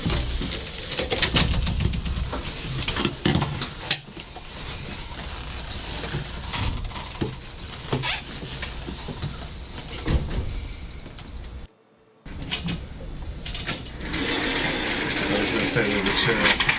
I was gonna say there's a chair. Right No, there. that I had back surgery Okay. a year ago. Rocky's coming, but he ain't here yet. And I had a back fusion. Oh, this is about the only chair I can sit in. I don't Does know that what help your back support? it does. Well, no, it gives. It's very giving. I'm turning this off because I don't want this bugging us. And not to be yucky, but it's low back where my back fusion is, and I can put my butt right there, so my tailbone's not getting extra pressure on it. I don't know. I can't sit in one of those. It'll kill me. Okay. Rocky's coming, but I'm gonna do this and he may walk in here in a minute and get this done. Now, I know you're an officer, and I know you've seen these 1,000 times and you've read them yourself. Right. You still ask me any questions if you have one. Right. Okay, don't be embarrassed of that. Right. Okay? I think I'm already embarrassed. Why are you embarrassed? Why? Tell me why you're The embarrassed. station deal. So. Nobody. Well, I mean, there's I mean, rumors everyone- flying. I know, and we tried to do that as kind of quietly as we could, and that's why we took you out the front and stuff. But this is gonna make the rumors go away. Okay. Okay, for you. Right. The rumor tomorrow is gonna be on somebody else. Right. Does that make sense? Okay. So let's get them off of you and get them onto somebody else and get this over with. Okay. Okay. All right. You have the right to remain silent. While Holtzclaw has his Miranda rights read to him, two noteworthy things stand out. The first is the jovial attitude of the investigators. Some believe that this is because of Holtzclaw and Detective Kim Davis sharing some common ground, that is, being a part of the Oklahoma City Police Department. However, it is more likely that Detective Davis is keeping the mood casual for the sake of the interrogation, which will be made more apparent by her later use of childish language. By removing the appearance of severity, acting as if this is just something that they need to get through quickly, Detective Davis is hoping to get Daniel to speak with less reservation. Secondly, some proponents of Holtzclaw's case believe that his willingness to speak even after being read his rights is evidence supporting his innocence. Innocent and guilty people speak to police regularly. Daniel's willingness to speak to detectives is nothing more than that, a willingness to speak to detectives. As far as his motive behind speaking to detectives, we'll allow you to decide as the interrogation progresses. Having these rights in mind, do you wish to talk to me and us at this time without an attorney Yes. present? Okay, right, yes, right there. Read this out loud. I've read the statement of my rights and understand what my rights are. I'm willing to make a statement and answer your questions at this time. I do not want an attorney present at this time. Understand and know that what I'm doing, no promises or threats have been made to me, and no pressure or force of any kind has been used against me. Agree? Agree. Sign, print. That's too funny. I haven't met anybody else that writes left-handed. It kind of creates a problem when you're on a traffic stop, doesn't it? Because you're writing With the and ticket holding book. your ticket book in this hand and your And gun hand doesn't bother you? doesn't Well, that's bother because you're me. huge. What's your commission number? 1782. I masturbate right and left. Okay. Does that work? Oh, I think I do that left-handed. Very good. Well, I am dominant. You are. Yes. The odd interaction you just heard was real. Once again, there are two factors that are likely in motion. Firstly, Detective Davis and Detective Gregory, who is off-screen and sitting in front of Holtzclaw, are sex crimes detectives. It is likely that they have been desensitized towards topics that people would normally only have in private, and as such, seem unintentionally crude with their conversations. However, it is also just as likely that this is a planned behavior. By introducing the discussion of highly personal matters into the conversation early, they can attempt to break down the barriers or discomfort surrounding it, making it seem like no big deal and that they're just having a casual, although crude, conversation between cohorts, as opposed to it being the very serious interrogation that it really is. Okay, look, just like we talked in the car. You haven't heard any rumors? I haven't heard any rumors. So when I walked in the station, I see Captain leaned over, not unusual. Captain Clifton, hey, but then I've seen you in the cabin, I've never seen you, and so. Well, nobody. But I haven't heard anything. Okay. So just like anything. You had said, and we told you that there was a traffic stop. Right. That somebody made some allegations against an officer. Right. They don't know the officer's name, none of that. And you said that you made a traffic stop after work, Yeah. but you didn't call it in. I didn't call it. Where was that? It was about Northeast 50th and Lincoln, just to the west. Okay. Tell me about that stop. I was going westbound on Northeast 50th, probably a block just east of Lincoln. I see a red Grand Prix or Grand Am in my right lane, in the outside lane. I'm in the inside lane. The car swerves, and so at the time I'm thinking, okay, it's probably a drunk person, or maybe got excited because they saw a cop. So I kind of fall behind it, kind of drifting just a little bit, not crossing lane lines, nothing crazy. So I lighted up because at first the traffic violation I saw at first when it swerved. That was just west of Northeast 50th in Lincoln. And then made contact. It was a black female. Asked for license insurance. Stated that she didn't have insurance. Gave me an ID. At the time, I'm like, do you have a valid insurance or a valid license? She said no. I told her, I just got off work. I mean, what's the deal? You know, why are you swerving? And she says, I'm just trying to go home to Ann Arbor-ish on the northwest side to see your daughter or something like that. So I asked, is there anything on board as far as the vehicle? Is it okay if I search your vehicle and whatnot? She said, the only thing that's inside there is a Kool-Aid cup. I'm like, is there anything inside of that Kool-Aid? Is there liquor or anything inside that Kool-Aid? She's no. I'm like, okay, is there anything else inside there? She says there's pills. I'm like, is that the only thing? And then, so I said, can I have permission to search your car? She says yes. I go inside the car, I see a lot of pills. But what kind of pills?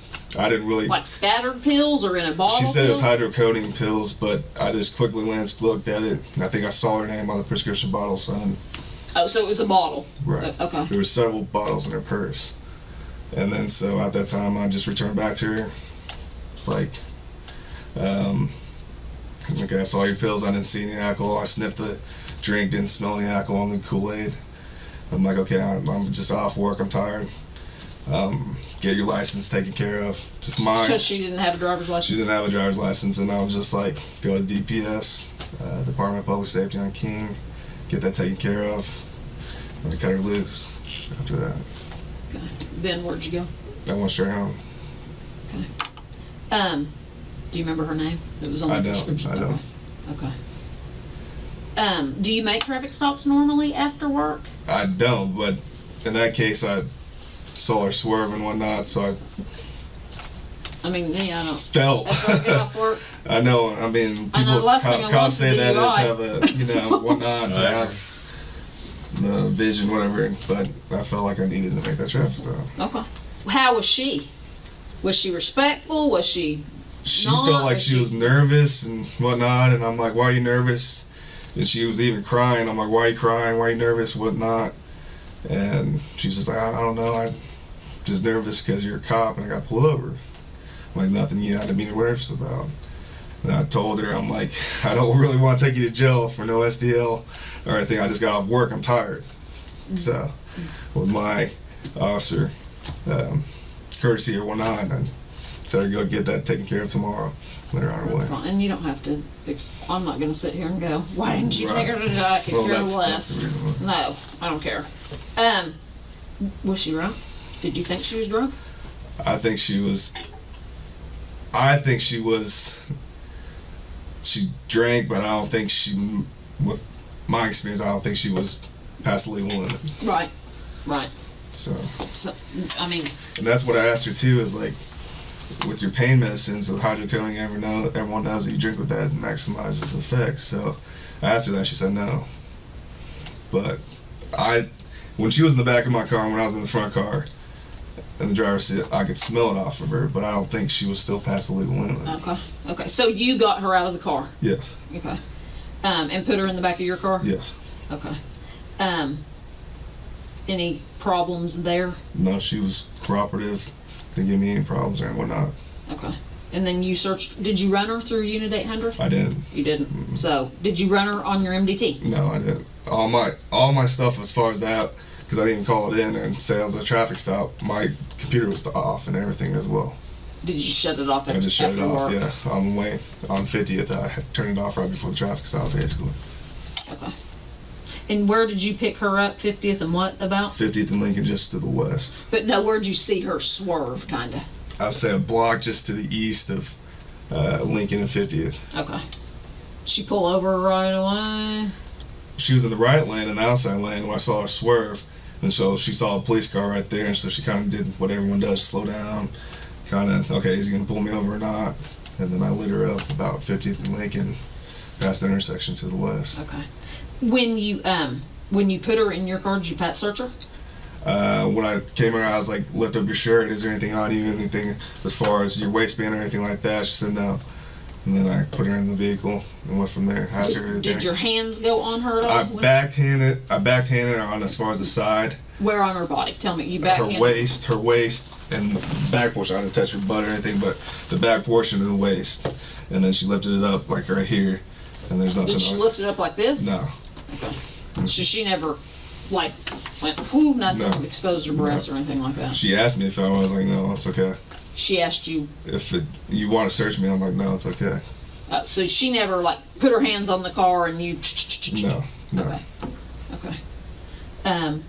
Where was she positioned or standing when you did the back of your hand on her? It was about probably the front right fender of my patrol vehicle. But was she facing you or was she turned? No, she was facing away from me. And you just kind of did it like this? Yeah, back there, yes. Okay. Did your hand go on her butt or anything? No, that's what I was saying. It was the hip, the side, not the butt section. What about right here?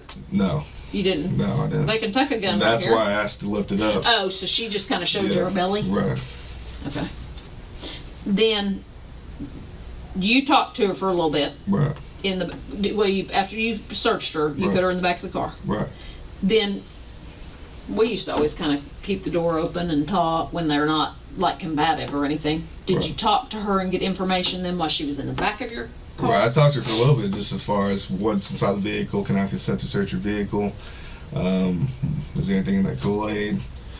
She said no. Just talking to her, what's the deal? Why are you driving late at 2 o'clock at night? Why did you swerve? So she's going to Ann Arbor over on the northwest side to visit her daughter, I believe. So. Then you went up and searched her car? After she gave me consent to search her car. How long, you think? I did a quick search, to be honest with you.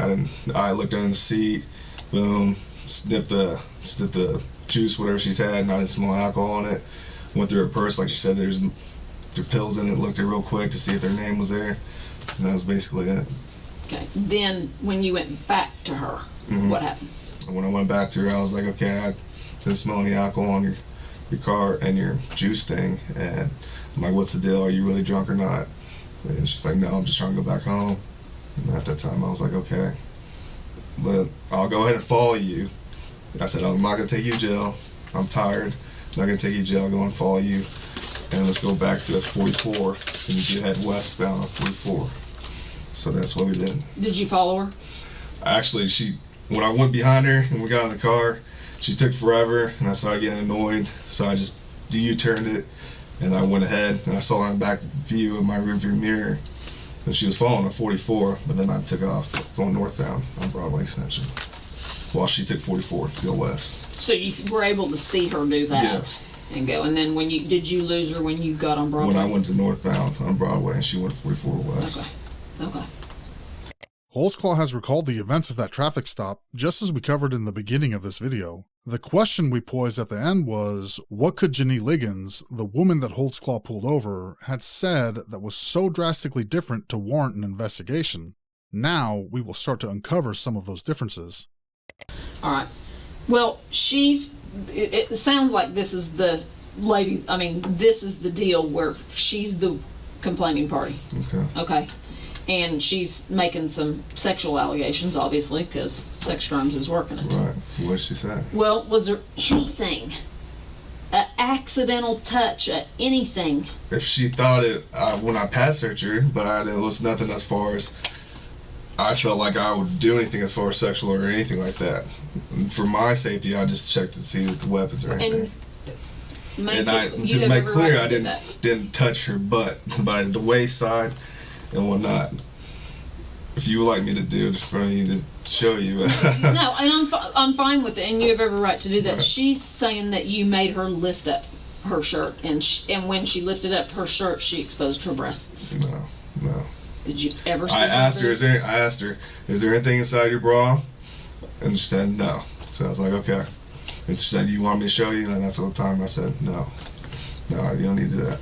She said she said she was doing this. When you said, is there anything inside your bra? And she was going, no, I don't have anything like that. Did she do that? Yeah, she did, but I didn't look or anything like that. Right. And then she was like, do you want me to show you? I was like, no. She said when she said, do you want me to show you? You said, yeah, and she went, woo. No, I didn't. But could she have been, woo, flashing you? And now you don't want to tell me because you're afraid you're going to get in trouble? No, when I told her no, I said no. Then she didn't go, yeah, No. because sometimes drunk girls are having a good time. Yeah, and partying down. And let's face it, I've already heard stories about officers and whatnot. They want officers for hubbies or whatever. I said no. But you could have said no. But I'm asking you if she flashed you anyways. I didn't see her. I didn't see her breasts. Boobies? I didn't see her breasts. Okay. What about pants? Nothing in her pants as far as I could see. She was wearing tight jeans. So She said she pulled them down. I didn't see it. You didn't see her pulling them I down? didn't see her pulling down pants. Could she have done it when you were up searching the car? She could have. I didn't Did have she her. have them on? I didn't have her handcuffed or anything. When you came back to the car and got her out, were her pants fastened? Were they? Yeah, everything. They were still, up and. Everything was still intact. So you never saw her pull her pants down? No, I didn't. Why do you think she's making this up? I don't know. Did you write her a ticket? I didn't. I let her go, and I said I won't even arrest you for your no STL. Trying to figure out why she'd say that. I mean, I could see her saying it if you wrote her a ticket because she's pissed off. Right. Detective Davis brings up one of the most pressing circumstances surrounding the case. What possible reason could there have been for Liggins to lie? She wasn't taken to jail or even arrested. She did not receive a ticket or summons. She was let go with a warning that was solely verbal and unentered into police databases. At the time, Liggins stood to gain nothing. If her story was fabricated, why would she do that? Now, make it quite clear, if you saw her boobs, I don't care if she's flashing you. I did not see You did not see her boobies. No, I did not see her breasts. She's saying you shined your light on her. I did not see her breasts. Where do you keep your flashlight? The left side right here, right behind my radio. Did you have your flashlight out on the traffic stop? I did. When she was going like this, did you have your flashlight on her? I didn't go like that. But as I'm out on the radio like this, I have it right positioned over us, but I didn't. Right, but did you have it on her when you're talking to her so you can see her? I mean, was it on her when she goes like this? Maybe she could have construed it. To see her inside the vehicle. Was the dome light on? The dome light was not on. It didn't come on? I don't know how. Does that come on when you open your back door? It's been too long since I've been in a scout car. I can't recall, to be honest with you. I don't think it does. As far as the dome light.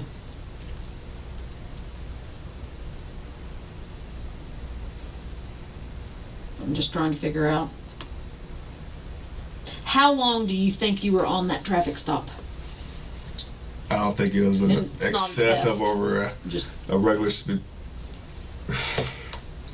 15 minutes at most, just like a regular traffic stop. Nothing as far as more. 15 minutes. How long were you with her? How long of that 15 minutes do you think was searching her car? Where she's sitting in the back seat? Like I said, that quick search probably at max, maybe a little bit over 5 minutes, maybe like 5 minutes if. So you're with her for 10 minutes. Talking to her, yes. Did it take a while to get her to consent to search, or what? 10 minutes is a long time. She was nervous and she was crying and stuff, and I told her not to be nervous. Did she say why she was crying? She says police officer and whatnot, and I'm just nervous because I got stopped by a police officer. So I'm like, calm down, everything's fine. And then, so I think maybe with the fact that she had no SDL, maybe she was nervous as well too. And then so I went to the search, and it wasn't that, it was a quick search like I said before. It wasn't in detail, pulling up carpet. It was a quick search. Because you were just ready to go home. I was ready to go home. Did you go home and go straight to bed? I went home straight to bed. Okay. Think of anything yet? Oh, I think that was pretty good. Wasn't that pretty easy? Hey, we got to do this. Okay. Okay, if you don't mind. I got to take your buckles. Okay. We're doing that in the... That's fine. All right. Did we buckle swap anybody in the academy? I don't... As a demonstration? Here, I'll let your name there, because I don't even know how to spell it. I can How do you spell say your mine. name? Daniel Holtzclaw. Holtzclaw. What is that? It's German. Can you speak German? No, I can't. Hey, read that out loud to me. Yeah. I, Daniel Holtzclaw, after having been advised of my right not to have a search made of my body, hereinafter mentioned without a search warrant, and my right to refuse to consent to such a search, hereby authorize Rocky Gregory, detective of the Oklahoma City Police Department, to conduct a complete search of my body located at 701 Colcord, Oklahoma City, Oklahoma. Officers are authorized by me to take from my body samples of swabs from my body which they may desire. This written permission is being given by me to the above named police official voluntarily and without threats of promises of any kind. Basically, you're giving buccal swabs of your own free will. Okay. We do this as part of. See, this ain't so bad, huh? No, but I never had this done, so. Right. Stay up. There we go. And you get a free teeth cleaning with your first time. You won't go none, though. All right, and then we're going to have one more round. I turned off my phone. We'll have a couple more questions.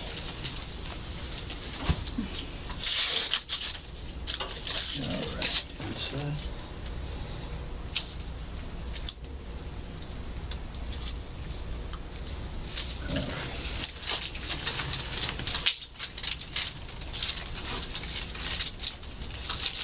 Ralph, what time is it on your watch? I turned my phone off. So. I've got 4:47. What I've got.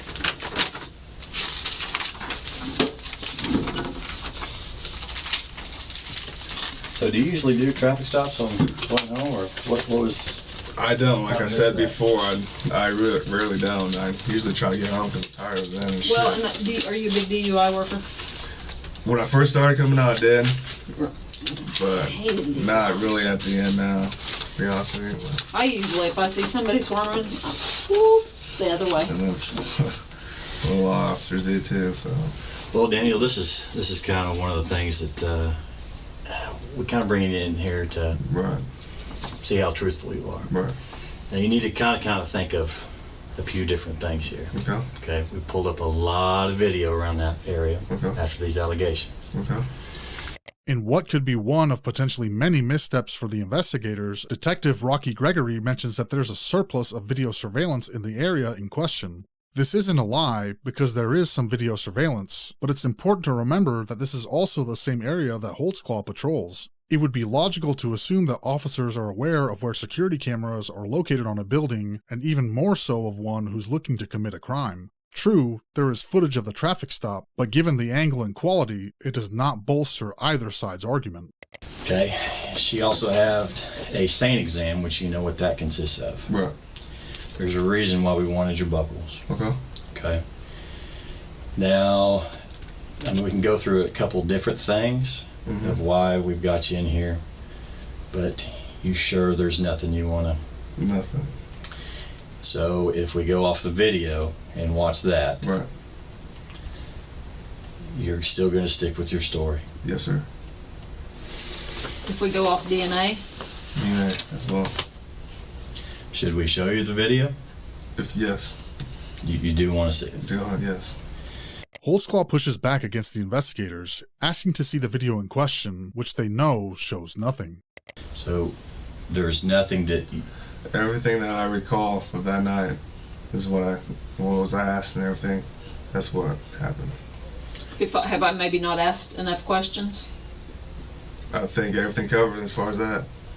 Detective Davis narrows in on Holtzclaw's answer, "I've answered everything that was asked of me," when he's asked if she needs to ask more questions. This answer that Holtzclaw gave gives the impression, intended or not, that there is more to the story, but the right questions need to be asked in order to uncover more information. Detective Davis responds with heavy pressure. Do you recall putting your penis in her mouth? I don't. Would you recall that if you did it? If I did, yeah. Okay. Well, I think you really, in all honesty, you need to really double think about this. I mean, I got to be honest with you, it doesn't look really good. Okay. Okay. I mean, in what you originally thought, detectives just don't roll up in there for no reason. Right. Okay. And we just didn't pick you out. Okay. Right. I mean, there's a whole lineup there. Mm-hmm. Okay. But there's definitely enough here to bring you in here to start questioning you. Right. Okay. We knew you were on that stop. Right. We knew you were there. Mm-hmm. And we can watch a whole lot of actions being performed while you were there. Mm-hmm. Okay. And that's why she was trying to give you every out on the whole booby thing. Right. Okay. Now, is there any reason at all, even from whatever angle, because, you know, it takes a little bit to clear up those videos. Right. But any reason why your would be out? No. Nothing? Nothing. Okay. Now, in doing this, you know how SAINT exams work, and I ain't got to explain about DNA or anything like that. Right. Now, I didn't say you had sex with her. Right. Okay. But getting them, okay, that is a different story. Right. Okay. You see my concern here. I'm just listening to you, sir. I know, That's but I'd rather listen to you and you start talking. That's all I have, sir. Okay. Are we gonna get something from the SAINT exam? Go with the SAINT exam. Do you understand that you don't have to full-blown ejaculate to get something out of the SAINT exam? Right. We can get skin cells, we can get pre-ejaculate, we can do all that and still get DNA. Right. And or did your go in her mouth? No, it did not. Okay. Because DNA will clear it up. And here's the deal too.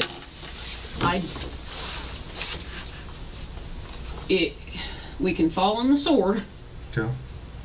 and say I screwed up or something, but if we say we didn't do it, and then the DNA comes back and says he did it, then we have a huge problem. Right. We're here to give you the chance to fall on the sword, so we don't want a huge problem. We don't want a huge problem for you. Right. This is time. It's time. If it touched her mouth, if it touched the inside of her mouth for 1 second, 2 seconds, 3 seconds, you gotta tell us now. Look, Right. there's a huge difference. There's a huge difference in between a rape being forced Mm-hmm. and some old girl who wants it. Right. Okay, we've had plenty of that. We get that. We know that. Okay, but there is a big difference. Okay, Right. but I'm just saying, you know, these videos ain't helping, and I mean, we're gonna do the comparing and all that. Okay. Okay, but it's not looking good so far. Okay. Okay, and I don't want to see anybody go down for something that Right. there was no force. Right. Now, I'm not seeing any beating or anything like that. Right. Okay, I'm not seeing that big time, big guy forcer type thing like what we do see. Right. But, you But know, if it was a get out of jail free card, that happens. Right. And we know that happens. Right. What Detective Davis is referencing is that it's well known that sometimes law enforcement officers will use their authority to coerce citizens to perform sexual favors in return for being let go, or in her words, a get-out-of-jail-free card. Detective Davis is utilizing the Reed technique tactic of getting a suspect to confess to the action using more favorable circumstances. In this instance, she's framing it as, it wasn't an assault, it was just receiving a favor for giving a favor. But we gotta know that. We gotta know that versus, he made me, I didn't want to, blah, blah, blah. If it's a get out of jail free card, then that's a different story. And we've worked enough of them, cases that it didn't happen. The problem is where we're at right now, okay? And that's why we wanted to hear your version of the story. Right. Whether we just go off of what we see and whatever this tests out as. Right. Okay? But sir, I'm sticking with my story. Okay. On the video, are we gonna see her boobies? Shouldn't see her boobs. I didn't see her boobs. Okay. Are we gonna see her pull her pants down? I didn't see her pull her pants down. Okay. Are we gonna see your pants out? Nope. Are we gonna see your pants go in her mouth? No. Are we gonna get any DNA to that? No. let's switch up for a second. You had another girl, okay? Mm-hmm. You probably not necessarily going to remember the name, but her name is Terry Morris, okay? Black female. Supposedly you promised her a ride to the city rescue mission. This ring a bell? No. You did a traffic stop with her. She thought you ran her for warrants. Was it clicking? You drove her around. Mm-mm. No. Name doesn't. I don't recall a name like that.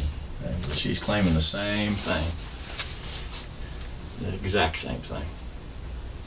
Detective Gregory reveals that there is now another accuser named Terry Morris. As the case continued to develop after this interrogation, a total of 21 accusers would come forward, stating that they too were a victim of Holtzclaw. And here again, for whatever reason, things are pointing at you again. Right. Now this was before even this incident this morning. Traffic stop, not logged in, all that stuff. This morning? No, this has been a little bit ago. Okay. This was here just a couple of weeks ago. Okay. Okay. Anything? Do you remember stopping? I don't recall a name of Terry Moore. Well, I wouldn't remember a name. How about black female downtown, city rescue mission? That's what I was trying to jog your memory. I haven't been to a city rescue mission. I didn't say you made it there. Have you promised anybody a ride to the city rescue I haven't mission? asked anyone to ask me to the city rescue mission. No, she didn't have to ask you. Did you offer to take anybody to the city rescue mission? No, I don't offer anyone because I don't like going there. To be honest with you, I don't like dealing with what? I don't like going over to the city rescue mission or anything like that. Okay. How about any stops of a person just walking, even just downtown? Anywhere downtown? No. I don't, in Spring Lake, I don't go downtown. Besides if I go to Classen, not Classen, but Western Maine to Valero's. To or the jail. Or jail. Or headquarters, right. Property. Right. And you just don't remember doing any of those type of stops? No. Not in the last month or so? No. Do you run everybody that you come in contact with? Majority of the time.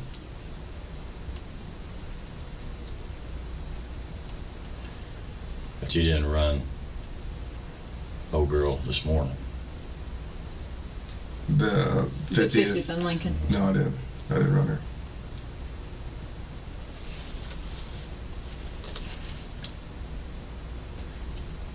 The other girl that he's talking about is kind of making the same allegations, and that's weird. Yeah, that's doesn't look good. I mean that's it doesn't weird. look. Yeah, it That's doesn't look weird. good. So, no, I don't. No one with the city rescue mission. Never been asked. Never been offered anyone to go there. Do you give people rides sometimes? I do give people rides. Do you? I do. Because sometimes I'd be like, I am not a taxi cab. I'll go. But rides. Have you always been in your new car? I mean, have you ever had it down? In the initial statements given by Janine Liggins, she stated that the officer she came in contact with had an all-black squad car. These were still fairly new at the time, with only a handful of officers being assigned the new all-black Ford Taurus Police Interceptor, while the standard in the department was still the black and white Ford Crown Victoria Police Interceptor. This is a detail that Detective Davis used to narrow down the list of officers that Liggins could have come in contact with that morning. Driving another? I've had a wreck on 20-something King where it was down for a little bit. Starting out, was in the pool cars, but this is my take-home car. But I'm saying in the last month, have you been driving any of the older cars? No. Black and white versus the solid I think black. this is the only car I've been in. Have you ever driven a black and white car? I have, yeah. When was that? Right out of the academy, regular Crown Vic. But when you wrecked your car and it was down, what did you drive? Crown Vic, black and white. A black and white one. Right. When was that? A year ago, maybe. Oh, okay. How long have you had to take them for? Probably a year and a half. And it's been this one. This one, yeah. So you wrecked it 6 months after having it? Somewhere around there, That yeah. sucks. Yeah. Was it your fault? No. Oh, well, that's good. What do you think about all this? Heads out here. I want you to take the exam and get this over with. I feel embarrassed because going to the station. Well, that's why we try to handle it. Right. And I've heard of officers going through this and whatnot, and that's something I don't want my rep to be, about. I'm a good officer. I don't. That's not me. It's not me. Are you circumcised? I am circumcised. Just asking. Do you have pubic hair? Yes. Well, I mean, some people manscape, as you call it. Right. You groom? My groom. Okay. Yes. So do I. You got any identifying marks around your... I don't. Just the plain old huh? Plain old. Plain old 14-incher. I don't say about that, but... See, you should have. You just had your opportunity.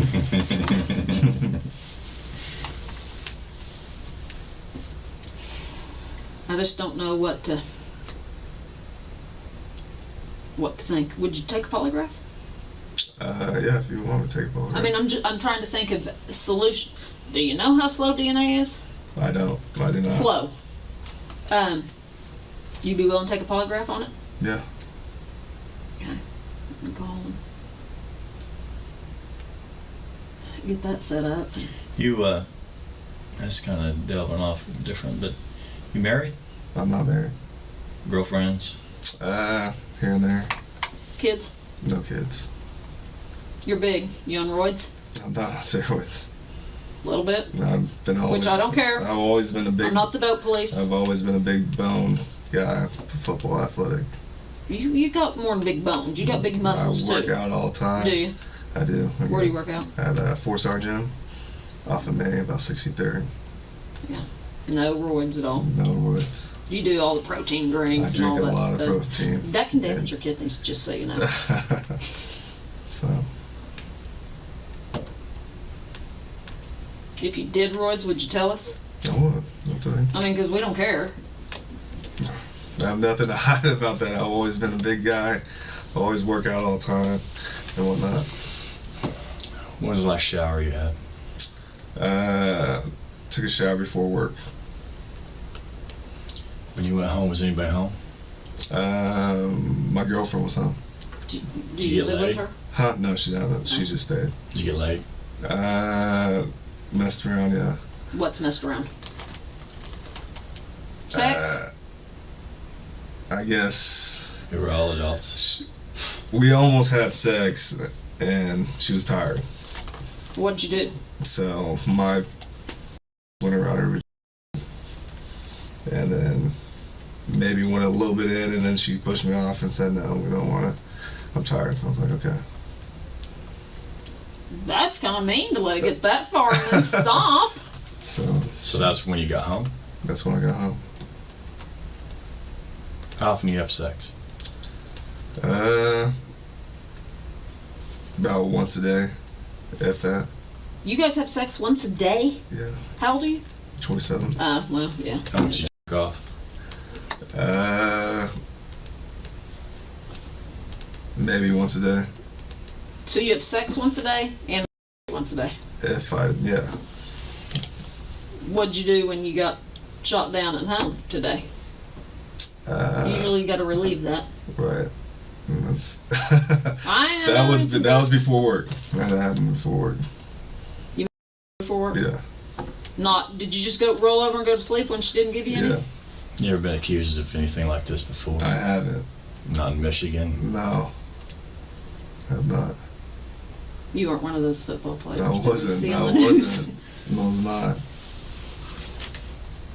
Holtzclaw was an accomplished athlete nearly his entire life. He played football as a linebacker in high school, setting a school record for 25 tackles in one game. He also played linebacker at Eastern Michigan University, where he graduated with a degree in criminal justice in 2010. After graduating, Holtzclaw unsuccessfully attempted to get drafted into the NFL. Soon after this, he joined the Oklahoma City Police Force. Anything you can think of that will help us help you. That's it. I want to go test. I want to get cleared up my name. I want to get cleared Because you know what? If this is a bunch of false allegations, then I want it cleared up too. Right. And I'll help you clear it up and it's this. We don't talk. It's not it's swarming around Spring Lake. It's out there. It's just in the department too. So, it's not swarming all over the department. We in sex crimes, we do not run around and go, guess what? This is what we're working. We don't do that. It's not professional. I'm not gonna lie to you. It's around Spring Lake. Right. And everybody's gonna know that we pulled you down here. We tried to do it as discreetly as we could. Right. But, and like I said, there's officers that, I'm not saying being with the hookers is right, but it happens. Right. And it's life. Right. And if that's what this was, lay it out there for me now. Right. No, it wasn't. No. Did she offer anything?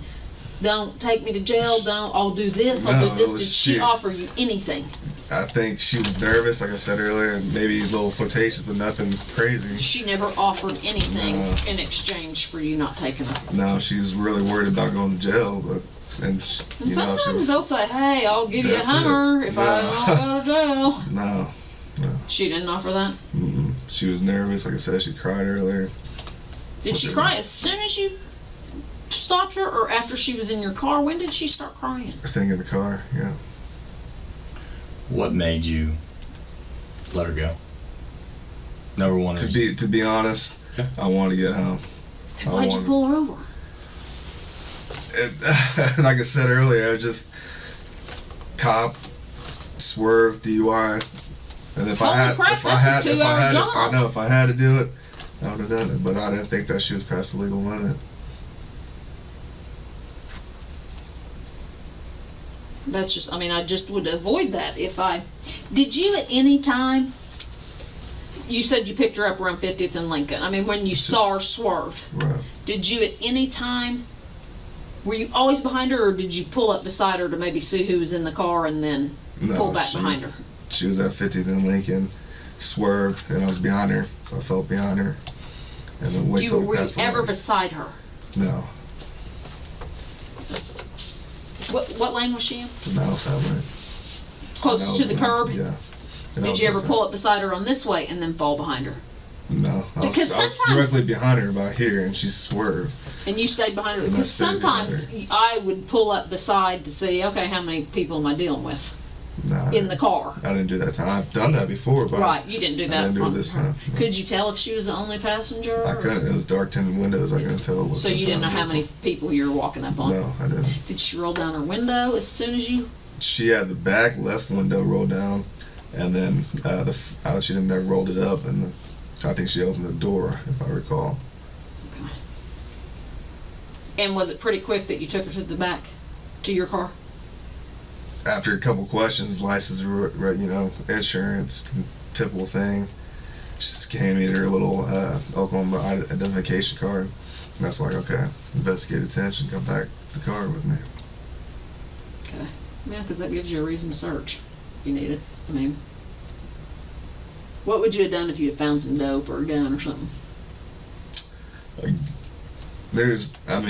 As officers, if you find a little dime bag, it's, you can squash it out, rub it out. With gun, obviously, different story.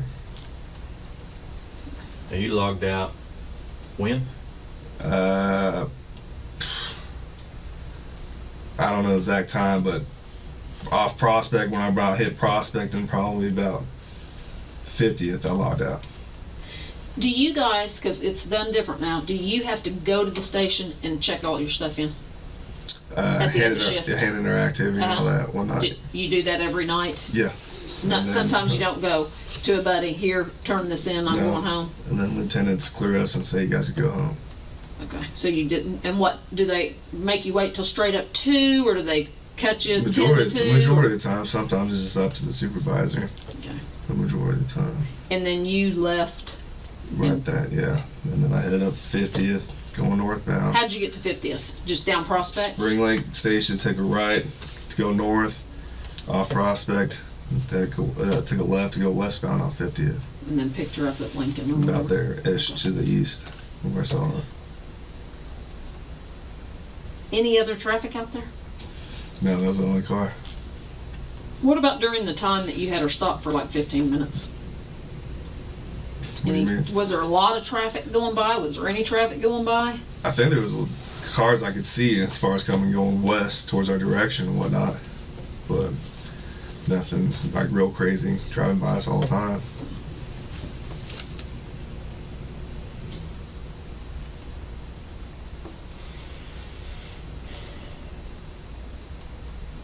Step out.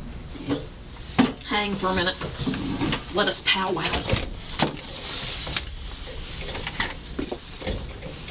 My shirt tucked in the back. While Detective Davis and Gregory step out to regroup, let's use this time to cover Janine Liggins' version of events and what transpired immediately before this interrogation began. Your phone. I wanted they looking in your car. Oh, okay. But they wanted you to have your phone. Okay. All right. So we have no misunderstanding because, and maybe I didn't key in on some things. I want you to, you turn in your activity card, walk me through it all again. Holtzclaw will go over his recollection of events once again, but on this second go-around, he will be led into a line of questioning to specifically give more details around the searching of Janine Liggins' person. While it may seem like he's repeating himself, pay close attention to what areas pressure is being applied towards. Turn my activity card, I leave out station, I go take a right, go northbound on Prospect, all the way to 50th. About that time, turn off my computer, done for the night, head left to go westbound on 50th from Prospect. About a block down, I see a Grand Prix in the outside lane. I was in the inside lane, directly in front of me. Car swerved. At that time, I kind of fall behind of it. Then initially it lighted up until we hit about 50th and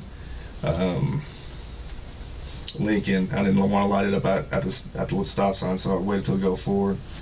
And just lit it up just to the west. And then that's when I made the traffic stop. Okay, walk me through the stop. Made the traffic stop, made contact, gave her license, insurance, normal protocol. She gave me her identification card. And then at that time I said, "You have a valid driver's license?" She said no. So I was like, okay, I had time to step out of the vehicle. Did she have insurance? She didn't get insurance. So I just saw the ID and I was like, yeah, valid insurance. We have valid license. So I brought her back to the house, the car, and then that's when I... Okay, what side of your car? The back right.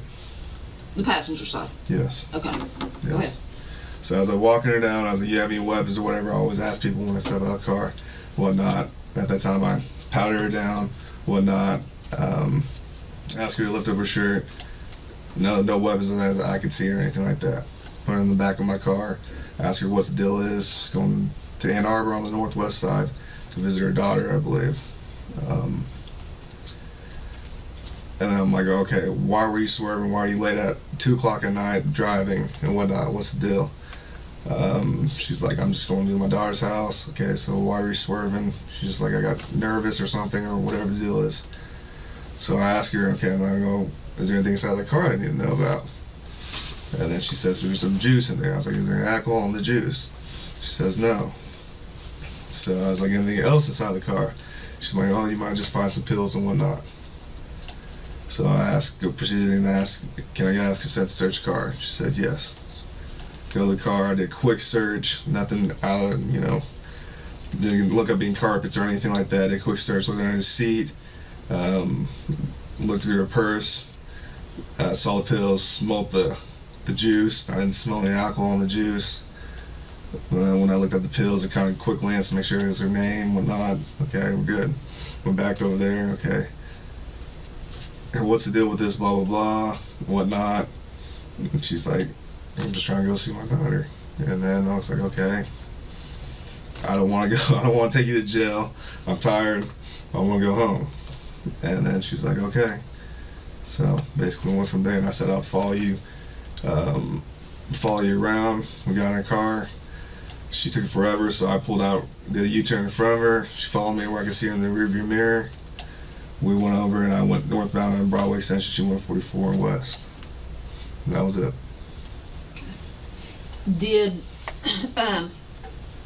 Why'd you log off? I always log off. Aren't you supposed to stay logged on until you get home? I always log off. Do you keep your police radio on when you go home? Yeah. Okay, I so think you're listening. I think I had my radio on, yes. Do sometimes you turn them off? Yeah, I do. That's not good officer safety. What if you drive by an armed robbery? That's true, too, yeah. I mean, or what if you drive by an officer that needs backup and you're right there and you didn't hear it? That's right. I'll give you my mommy lecture. So you always log off when you're done? Majority of the time, yes. Okay. When you bring her to the passenger side of the car, here's her car. I'm not a good artist either. And here's your car. Mm-hmm. Okay. So you bring her over here. The back right. Okay. Passenger side. Is this where you're having your conversation the whole time? The whole time when I step out of the car, I'll always talk to him when you got anything on you. So as we're walking here, I'm like, okay, anything on you? Okay, be careful. I just quick pat you down. Whatever, just go ahead. Quick pat her down. No, I have weapons I felt or anything like that. I looked at your shirt, about right there. Nothing. Okay, keep walking. Still checking her out, making sure everything's good. Anything in your shoes? No. Try to take off her shoes. I'm like, are you good? So get inside the car, and that's when I proceeded to ask anything on board. So she got inside the car. She got inside the car. Did you go get in the car and talk, or did you stand there with the door open and talk to her? I think I did get inside the car for like a quick minute and just see what's the deal is, just talking to her and whatnot. And that's the time where I think I smelt the alcohol just a little bit on her. But nothing for, I didn't stay in the car forever and whatnot. Just talked to her for a quick, brief minute. And then you went up and searched? Yeah, I got consent to search the car, asking anything's on board. She said, juice. I was like, any alcohol in the juice? No. Anything else I should know about before I go inside the car? I'm gonna find it. She said pills. Okay, I was like, all right. I didn't ask her specifically where the pills were. Right. So I go inside the car, look down in the front left seat, quick search and looking through the carpets or anything I said. Smelled the juice, didn't smell any alcohol. Went through her purse. First I saw bottles of pills and whatnot, but just quick glance, okay, that's her name. Went back. Now, when you went back, did you get in your car or did you go back over here? I can't. I don't know if I went into my car or went back over there. To be honest with you, I don't know. Did you? Sometimes, like I said, we open the car door and we stand. Car doors open, and I'll stand right here and talk to them because they're sitting right here. Right. I've done that. Yeah. Did you do that with her? Yeah, I did that. Yes. Yes. So you're having conversation while she's sitting in the car right there. Yes. Okay. But you don't remember if you got back in here. I know. I believe I did get back in the car. That's when I smelled just a slight of alcohol. That was pre-search. I believe so. I believe so. I don't know. And I'm trying to get this so we can match it up with the video. Right. After you search, you come back over here and talk to her. Right. Okay. Any cars passing by then? Maybe a couple. Could she have missed? Because if you're standing right here and you're a big guy, Right. and she's sitting right here, if she goes like this, well, she's gonna be looking right at your penis. Okay. But Could it was just talking. did you? Let me ask you this: did you ever get a hard on while you were talking to her? Because she could have. I don't These think I pants got. don't fit the greatest, Right. and if you get a hard on, I'm gonna be able to tell you got a hard on. Right. And I'm pretty positive I didn't get a hard on. Didn't get a hard on I'm when you pretty talked to her. positive, pretty Well, positive. do you still just get boners because you get boners? Yeah. You do. Yeah. So, have you ever got a boner on a call? I'm pretty sure I have. Okay. Pretty sure I have. But it's not something you would No. remember. I mean, I would remember if I got a hard on Right. talking to somebody. And as a guy, it happens. That's not something. That I know. happens, I know. so. Well, you're not 50 yet either, so happens because of your age. Could she have missed? Could you have got a hard on and she saw it and it I don't think I got scared her? I don't think I got a hard on, but like I said, she was already nervous and crying and whatnot. I already told her, I'm like, hey, I want to go home. I'm done with my shift. I'm not going to be worried about. If nothing's on board where I need to take you to jail, you're good. I'm not worried about no state driver's license. Did your pants come unzipped, unbuttoned, anything while you were standing right there? No. CSI is processing your car right now. Right. And when we stepped out, they found some pubic hairs right in here. Could they be yours? No, that's not. I didn't pull my out. I didn't do anything right there. Did she? No. But do you think they could be? No, it's not. No. Nothing of mine. Your pubes couldn't be No. right there? No. Has your ever been out by your car? While I'm working? No. Not working. No. Have you ever had sex in the backseat of your I car? have not. Because, I mean, some people do. You know, I mean, I'm not saying forced sex, consensual sex. Right. So your penis has never been in your backseat. Mm-hmm. Is it possible any of this DNA shares? No. It's not. That's. I would like to go at it. Not my DNA. Are those pubes going to be yours? No. No.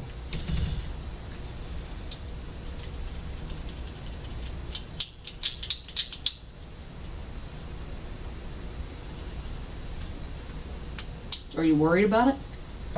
This whole situation I'm worried about. I mean, I've never been here, never been questioned, especially in the, like a room like this, obviously I'm worried about the whole circumstances of Earlier, station you and got to everything. understand we kind of see different things, okay? You seem a little extra worried whenever you talked about seeing her. We talked about seeing her boobies. Mm, You sure she just didn't flash you?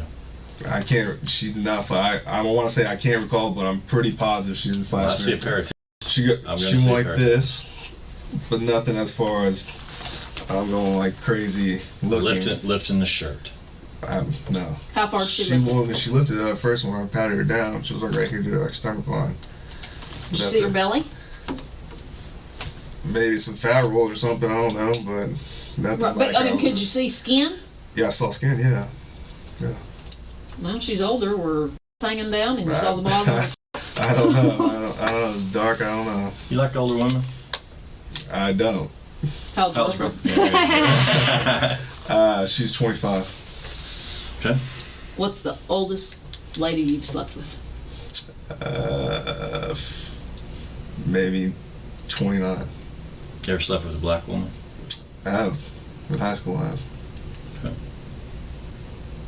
Do you have a race that you prefer? I don't. You just like. I'm half Japanese, so I'm not really. I was gonna ask you if you racial were about Asian. anything, so I'm not really discriminating. Who's Japanese? Your mom or your dad? My mom. Is your dad huge? How'd you No. get so big? That's what everyone asks me. Because That's I why mean, thought- Asian genes are kind of small. And that's why I thought I was adopted at first when I talked to him, but my dad's small, 5'9". Japanese people are small in general. So, Wow. How tall are you? about 6'2". Wow. He got big. Does Daddy have some big guys Big on his bud. side? He's a family of three, well, he'll be with him with 4 brothers, but I think his generation, his uncle was pretty tall, and I think that's where I got it.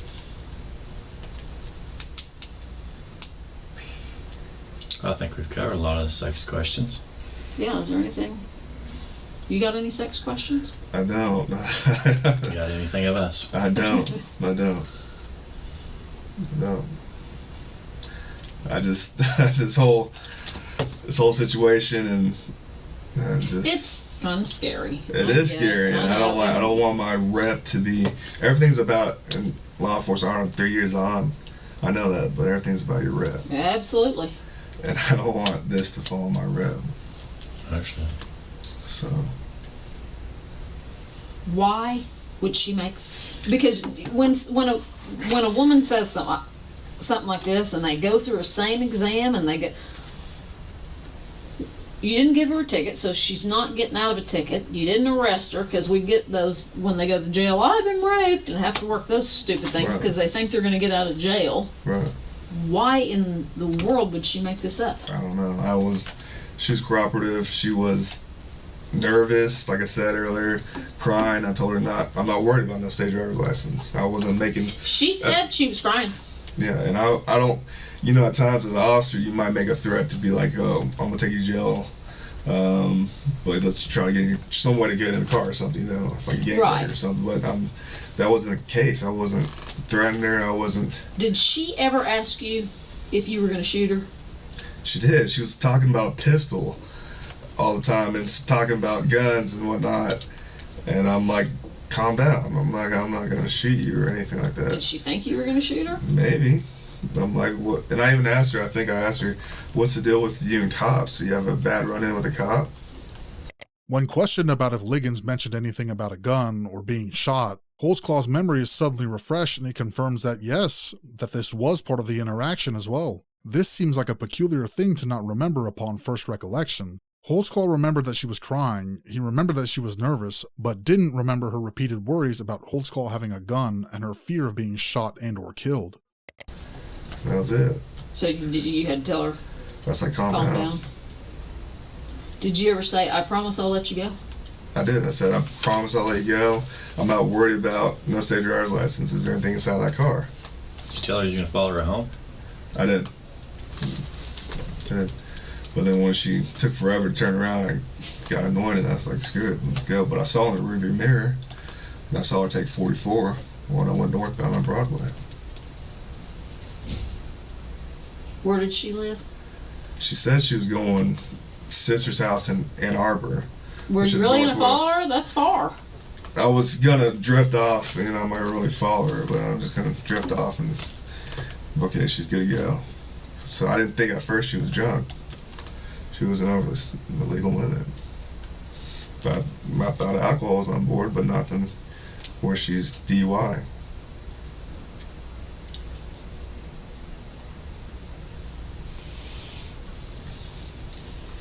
Anyway, those pubes are going to be yours. No, they're not. Please don't. I know. We're going to test it. It just takes. Anyway, your skin cells are going to be anywhere on her mouth. No. Skin cells from your fingers. No. Did you touch her body anywhere other than with the back of your hand pat searching her? Just pat searching her, and that was about it. Didn't touch her face or anything. You got to understand, we've had so many people sat in that same chair that tell us all day long, I didn't do this, I didn't do this. They promise on their baby, on their mama. Right. They promise to God. And then they come right back. We get back these tests, and you can't get out of it, you know? I mean, once you kind of get basically kind of locked into something, there's no talking about it. Right. And that's why we would try to give a person every opportunity. Right. Because if the tests come back, you ain't coming back in here. Because we have a woman that says about, basically being assaulted. Right. Okay? And we're calling it by force and all that. Big difference between that and a hookup. Right. And to come back, if there's something there and you say no, and she said it was that, you see where we're going. Right, with this. I do. And that's why we always try to give every angle. Right. We wasn't there. Right. So we just got to go off of everything that we see and have. Mm-hmm. Okay. Do you understand? No hookup? No hookup. Not even a little hookup? No, not a little hookup. No booby? No booby. I saw no breasts. Did she see your No.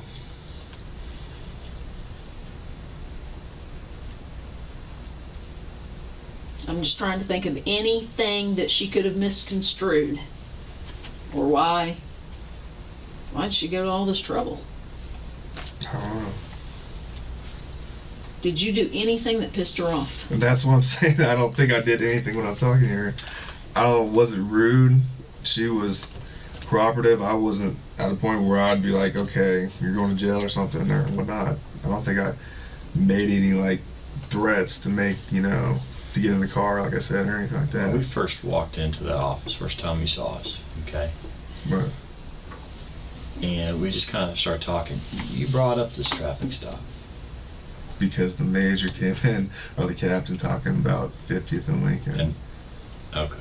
When he came and got you? Yeah. What did he say to you? I think it was the captain, and then we were in the major's office, and he said something accusations of 50th and Lincoln. And I didn't hear any rumors going into the station or anything. I was just going to show up and line up like I normally do. When you came in, you said something about, wow, why are all them guys here?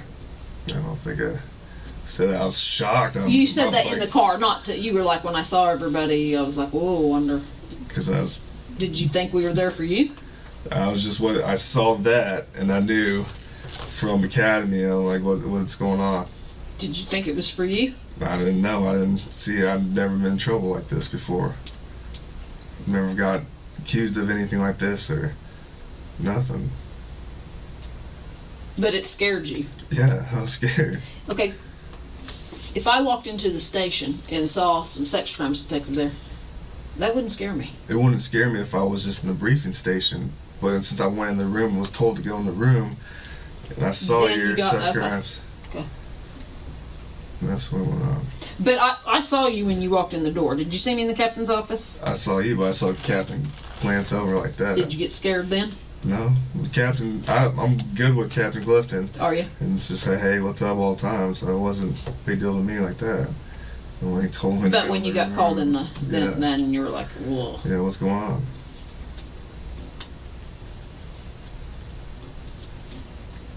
What's your phone number? 580. Did you exchange phone numbers with this lady? I did not. Did she have a phone? I did not, no. Did you talk about hooking up later? No, I did not. Is she somebody you'd hook up with? No. Assault in the manner that's been presented by Detective Davis and Gregory isn't always about the aspect of seeking gratification through physical pleasure. It's also about the power dynamic. Those who believe in Holtzclaw's guilt believe that he had targeted disenfranchised demographics within the city. The specific group that is believed to be targeted is poor black women who may be involved in selling their bodies and/or suffer from some sort of addiction. Proponents of his innocence believe that he had no reason to do this. He had an objectively attractive girlfriend who shared his love for the gym and a healthy lifestyle. He had previously never shown any propensity for this kind of behavior. There is a shared belief, however, that after going undrafted into the NFL, he may have felt like some sort of power or control was taken away from him. But this is purely speculation, and even if he did feel that way, it is yet another leap to come to the conclusion that this was a motive. What do you think? Did she want to hook up later? I don't know. She didn't give me any clues like that. Did she ask for your number? No.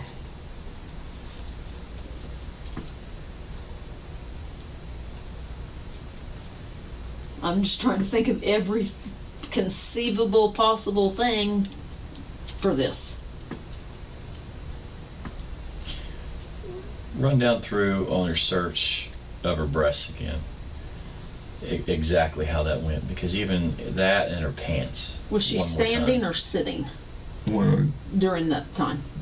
Patted when I got to the vehicle about right here. Said, can I search you? More by the front door. The front right fender. And then I patted her down, boom, boom, boom. Lift up your shirt right here. Boom, no weapons. So you said lift up her shirt. Your shirt. Yep. What if she would have gone, whoa! Then I would have told a supervisor or something. I'd be like, get that off my back. It's not what I meant. You searched her with her. Where was her? Was she facing you or facing away? Facing away. She's facing away. Right. And how are you seeing if anything's falling? If she's facing away, If it'd fall, I'd see right there.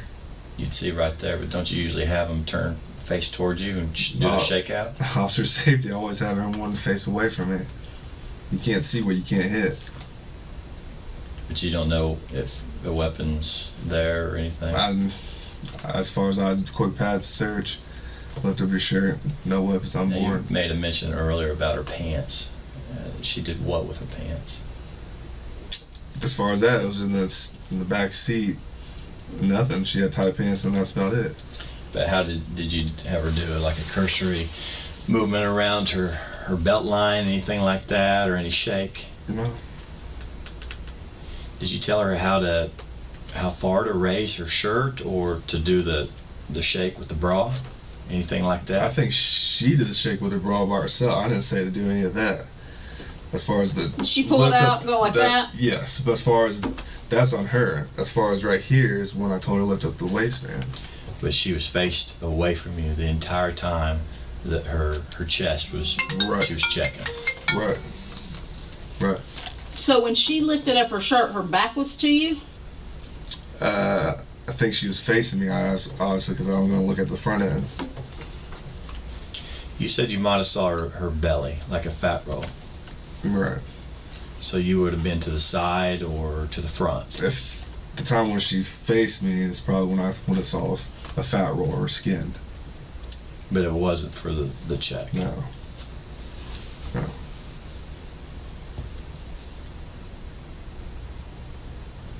Did she try to pull her pants down? No, I recall. Moved around the seat, and that's about it. Nothing else. But when she was standing, did she try to pull her pants down? No. No. Did she do, you said she kind of did like did this. this. Did she ever do anything down here? No. Because at that time, when she asked me, "Do you want me to show you?" I was like, "No, no, I'm good." She did ask if, Yeah. what'd she say? I said, "No, I'm good." When was that? Where was everybody then? I think that was in the car. Okay, I don't think you said that last time. I think I did. You maybe you did, and then maybe I just missed it. So she was in the car and said, "Do you want me to show When you?" she did the shake thing, and she's like, "You want me to show you?" I was like, "No." Show you what? Just as I guess she's trying to mean as far as just to boom or something if anything's in her bra or anything like that. But that was after you already had her lift up her shirt a little because bit. that was at the front right fender. Okay. And like I said, I may have missed that or got confused, but we've talked about a lot. So she asked you when she's sitting in your car, "Do you want me to show you?" Right. And you said Said no. no. Did she attempt it? No. And that was after the. After she was kind of doing like this? Yeah.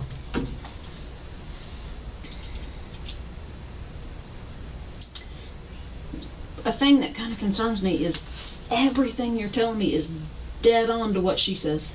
Everything. Except the stuff.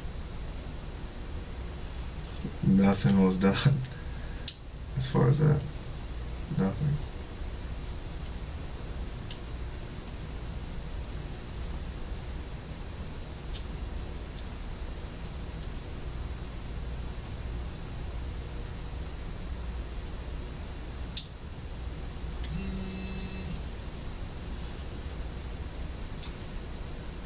She smelled anything else besides alcohol? Just a little bit, like I said, when I was in this car seat. But I asked her if anything else was on board. She just said pills. Did she smell, though, like weed? Not PCP or anything distinct that I would smell. Right. I didn't smell any weed inside the car. I didn't smell any weed on her person. That's about it.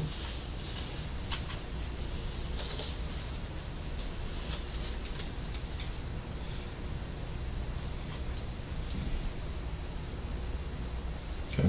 Got any questions? I'm just bombarded with questions. But I know. Do you have any? Do you want to bombard us with any questions? No, I don't have any questions. We might, as far as you said you take the lie detector test. Right. Detective Gregory recalls from earlier in the conversation where Holtzclaw said he would subject himself to a polygraph, now asking Holtzclaw to confirm. Polygraph results are inadmissible in court, but there are psychological advantages to using them. In this case, Holtzclaw willingly agreeing to a polygraph without hesitation would bolster the surface-level confidence of the investigators finding him truthful. Polygraphs in general are used to help navigate where the discussion in the interrogation room should go, helping investigators to hone in on potential topics or details to assist in uncovering the truth. And that navigational assistance begins before the polygraph even begins. For example, a suspect's reaction to a proposition polygraph. Do you have any extra job? Is there a time when you can't take a lie detector test? No. That you can take it at any time? I can take it at any time. You're not scheduled for vacation coming up? I'm not scheduled for vacation. Okay. Where are you at on your days on right now? This will be my second day out. Okay. Wednesday. So you're Tuesday to Tuesday? Tuesday to Tuesday. You take any testosterone booster? I do take a pro hormone, which is over the counter, BYN, Beyond Nutrition, which is off Memorial and Penn-ish. What's that do to your nuts? You know how they say it shrinks your nuts. Does it? They say they shrinks your nuts. Are your nuts shrunk? I don't think they are. I mean, well, you would know this. You know your ball size. I don't think they have shrunk. Has it done anything to your? Nope. You having a problem getting it up? I don't. You having a problem ejaculating? I don't. What's it called? BYN? BYN. Beyond Your Nutrition. Is that the name of the store or what you take? It's off the store. What's the stuff you take? It's called Methadrol. Does it make you hornier when you're on that? Supposedly, science says that it's supposed to increase your testosterone levels. Do you so feel? Which in case, I guess, makes you more. How long have you been taking that? On and off for maybe a year. So, do you think you want it more since you've been on that? I mean, if you're doing it once a day, that's a lot. Plus jack I off. think. Plus jack off. For my age, I don't think that's a lot. Was it that before you took this stuff? Yeah, I think I have. I think that's probably why I'm a bigger guy, is because I have higher testosterone. I'm an athlete. And do you think you have a high sex drive? Yeah. Do you like oral? Normal? I like it all. You'll take it. Okay. Do you prefer? Would you rather go to or do it in the hoo-ha? Do it. Me? You take it in the. No, you give it in the hoo-ha or get a blowjob. Sex. Sex. What about? No, I don't like that. Yeah, okay.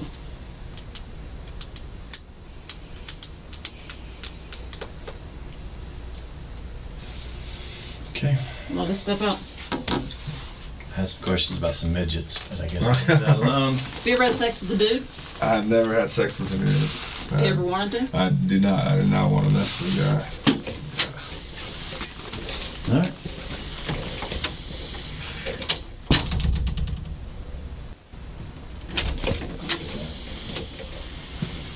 Okay, couple things. We powwow and then we All keep right. you. The gal was talking about that Terry Morris, the one, the other person. Okay, you're saying the same thing. Okay. Like say it was downtown. She was walking.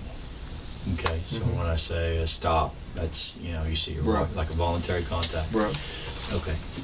Here, think of a cross between this is one picture and this is her. She look familiar? No. No? Mm-mm. Now you stopped her for sure and ran here on a different day. It was May 8th. Okay. You sure she doesn't look familiar at all? Now when you stopped her, over at the Liberty apartment area, okay, that's where you stopped her on May 8th. Okay. Okay. Now, does that ring a bell at all? No, it doesn't. Okay. All right. Now you ran her then. Okay. Now she says that you stopped her later on, like I say, later on in the month. There's more kind of a downtown area. Does that ring a bell at all? I don't recall any of those pictures. I don't recall any of that. Okay. I don't ever go downtown besides if I go to the gas station or county or Off-duty jobs. Where do you work I don't off-duty? have an off-duty. I was a courtesy officer at my apartment. Okay. So besides the Bolero and Maybe county? Viper here and there. Maybe Okay. that's within our Were you? on duty. But you're running Viper out of Spring Lake. Out of Spring Lake. Okay. All right. You ever with your car? You ever go visit anybody, any buddies, anything like that, or No. shopping, anything? No. Okay. Why would, and granted, you're not even recalling her on the May 8th, Right. okay? But I just wanted you to have a frame of mind of who's making these statements against you. And it's the exact same thing, too, you know? Stop her, have her sit in the back seat, run for warrants, then you have her get her out, okay? Unzip the pants. I mean, on and on and on. We can go through. I mean, it's to a T. it's of this exactly one. the same. Yeah. I don't recall any of those people. I don't think I recognize those people. Okay, What if you this could is the same recall? one. This is the same one. I'm just showing you a picture. Of how she's changed. Yeah, this has changed. Okay? That's the same girl. It's two different time periods, but she looks kind of in between. It's the same girl. Okay. Okay. Still nothing, even vaguely. She's always on the northeast side. You know, 23rd and Kelly, 36. Kelly. Okay. All right. But she described you to a T. Okay. Okay. And like I said, I mean, it's everything. Everything. You know, you don't remember her even forget what she's saying. You don't remember offering a ride to the shelter? I run in contact with a lot of people, and especially at Liberty Station. That's where I patrol. That's my area. Well, it's Charlie 3, but my sector. I go there all the time. Where is that? Just because I don't know. 26th and Lindsay area. So I don't bring anyone to the shelter. I don't. If I was asked, I would be like, find another way. I haven't Yeah, brought but anyone to it's the a shelter. good way to get somebody in the car. Yeah. Do you remember having contact with a female like that age? Okay. That, you know, said she was going from a shelter, from a rehab center.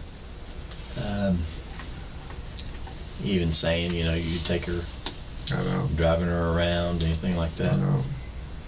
Okay. Do you every time you have a female in the back, do you go 10-14 or you just kind of zip on over? No, I know. I usually all the times if I do, it's supposed to say policy. It's supposed to let them dispatch. Who cares about policy right now? Because we don't at this point. Do you do the mileage and do all that, or Can't here and there. sometimes you don't? Sometimes I know. Okay. Okay. Sometimes I know.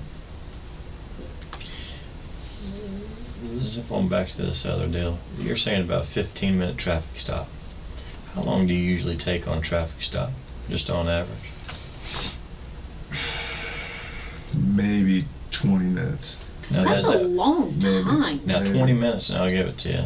Just even doing the gang stuff and all that. Okay. 20 minutes. Now, that's going to be some 800 time, right? 800, searching the car in detail, all that. Okay, so doing all of that, all the running, waiting in line, and even on a search. Now, the question I have is we got a lapse of time here, so I'm kind of get a better handle on where the time went. You're talking about 15 minutes, no 800, no running on the computer, you shut it down. And you said it was just a quick little search of the car. Where's the rest of that time? Just talking to her. About what? Just see I where mean, you're she's- going. Trying to get her to confess. Are you drunk or not? Like, are you been drinking? Because I could smell it when I was in the car, but I can't really get it. Well, what if she just said, yes, I'm drunk? I probably would have took her down. Did you do any tests? I didn't do any sobriety tests. Just from inside the car, smelling it, and that's about it. Emotional, maybe. But even that'd be just within a minute or two. I mean, I used to be DRE, so I know how long those questions would last. So then you switch on over. But nothing? Nothing. Okay. So I didn't hear a lot of drunk questions, you know, like how much Have did you been drinking? Mainly it's just have you been drinking, try to get her confessed. Is there anything inside that juice? No. Why are you driving so late at 2 o'clock? And where are you going? Going to Arbor on the west side. Who are you gonna see? Just trying to just talk to her. But, Okay, right there, those questions maybe took 40 seconds. 15 minutes? And you said 5 at the car. So then we got 10 of a lot of questions. Right. Okay. I mean, you tell me I wasn't there. I mean, obviously I don't have any audio. And that's what I'm saying. Roughly on a traffic stop, take about 20 minutes. It was the quickest traffic stop, about 15 minutes. That's your quickest traffic stop? No. Okay, you're a slowpoke. I'm not. I don't really get 1090 at all or anything like that. But I take my time sometimes. But you didn't write her tickets. Didn't write her ticket. You didn't run her. Didn't run her. You didn't even put yourself out. Didn't put myself out. How could you take 15 minutes on that? Just talking. I must have been talking. So that's it. I can't see her wanting to talk if she's crying and asking if you're going to shoot her and all this. I don't see her being real forthcoming with conversation. Whether my questions or whatnot, that's it. I mean, you don't seem. I mean, I don't know how you were out there, but just kind of talking with you. I mean, you seem real laid back and everything like that. I've never got the impression of just kind of an angry type cop. We know some, Right. you know, that, yeah, you might would ask, but I don't see that question coming up of you. Right. And you're not saying she was drunk or high, or I mean, I didn't think she was drunk over legal limit .08, and like I said, I didn't make any threats to her. She was just emotional because admitted the gun deal, or she saw a cop and What gun deal? She said, "You got a gun," so I was like, "Calm down." Duh, everybody is. Yeah, and so I guess she brought that up, and I was like, "Calm down." when she asked about you got a gun, what point did she ask that? She asked that right when we were searching the passage and when we were in the back of the car. So she brought it up twice? Twice. She just says, "You got a gun," or what? Yeah, and then starts crying, and I'm like, "Don't get emotional, it's okay." Did she ever say, "You shouldn't do this"? No. Or "I can't do this"? No.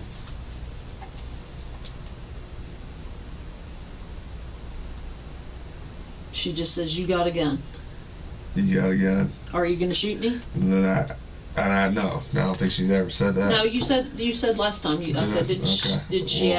Maybe she said that, but then I was like, "Do you have any bad runs in with the cops?" And she's like, "No." That just doesn't fit. That's just weird. And that's what I mean. I'm kind of in there too. I didn't think she was drunk, but I know there's pills on board. I don't know. So. It wasn't to the point. Do you carry a Glock? Oh, you don't have it on. I don't even pay attention. Said the one you got in the academy? Yes. What else you taking besides that pro hormone? It's about creatine. What in the creatine? Just creatine, monohydrate. I don't know exact ingredients in it. But I'm saying, is it in something? I mean, is it like an intra workout, a pre-workout? Yeah, pre-workouts are in creatine. Okay. But give me the names of what you're using. There's a lot of supplements I take. How much money you spend on supplements? It costs a lot. Supplements cost a lot.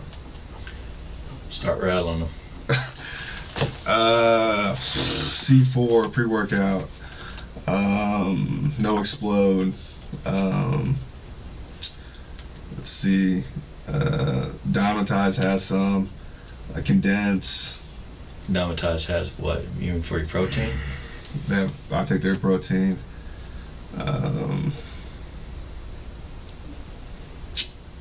You taking any injection? No. It's pro hormones. Okay. You got anything to offset the pro hormone stuff? Liver pills, because I guess it's bad to take oral, so I take liver pills. And that's about it. Multivitamins, med sports multivitamins, and that's about it. All this stuff, does it make you? Do you ever get mad? I don't. Then aggressive? That all is a myth. Is it? It's a myth. That's just based on the guy's personality, I guess. And whatnot.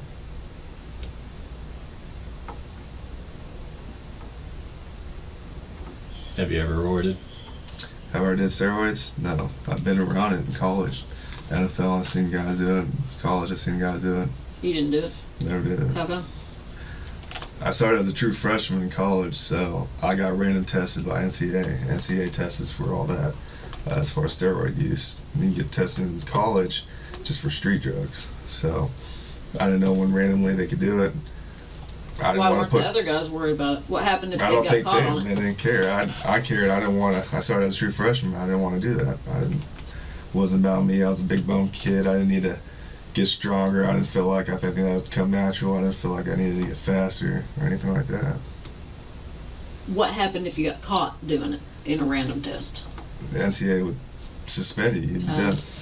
But like anything, there's always something before they ban it and stuff. Yeah. The old andro days and stuff. Yeah. So. Did you do the supplements and all that then? Yeah, but I had to, back then you had to be a little careful as far as talk to your team doctor, what's in this, is this FDA approved? Just don't have that risk of actually, getting tested for a small ingredient and whatnot.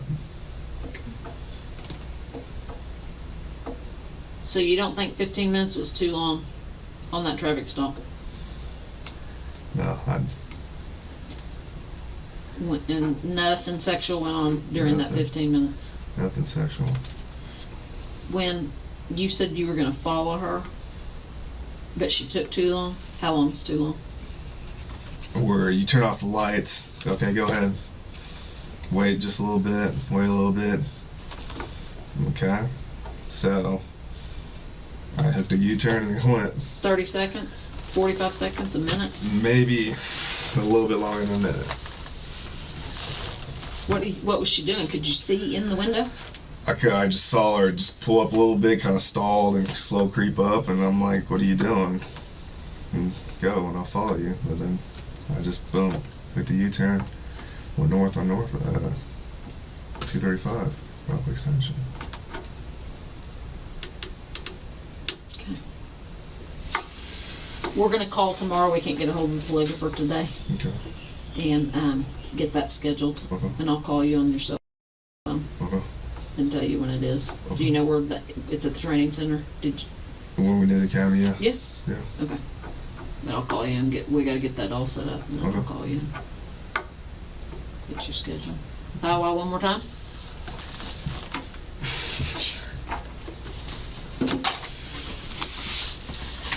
Any questions? No, I don't have any questions. Can Daniel come? Maybe he can be like, hey, ask me this.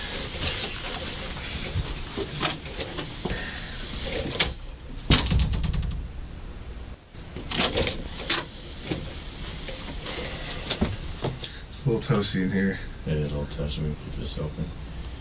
Your pants. These are the pants you wore last shift. Yes. It is. Yes. Okay.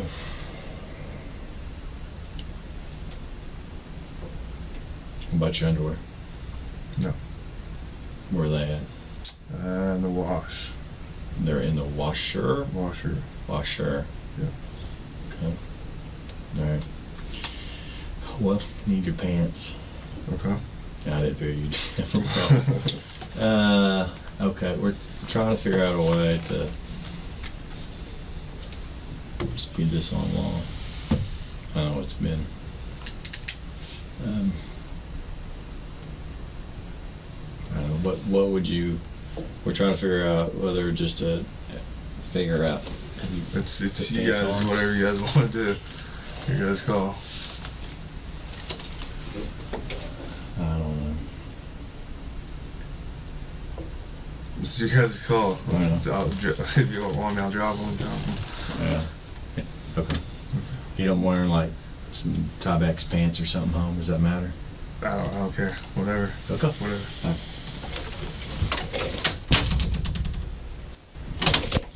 Okay. Who all was home when you got home? My girlfriend, Carrie Hunt. You live with anybody else? No, I don't. Is she a policeman? No, she's not. Carrie Hunt? Carrie Hunt. What's her number? Can you go through my phone? Yeah.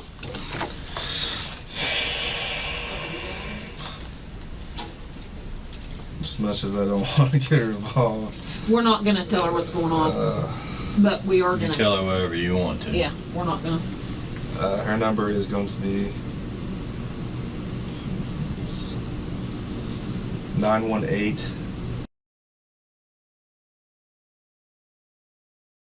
Does she work? Are we gonna, if we She call? does work. Does She works work now? normal 8 to 5 hours, Monday through Friday. Where does she work? At a Crest and Oil Memorial in MacArthur area. Around there. We're getting those tie backs so you don't. Don't call her. Okay.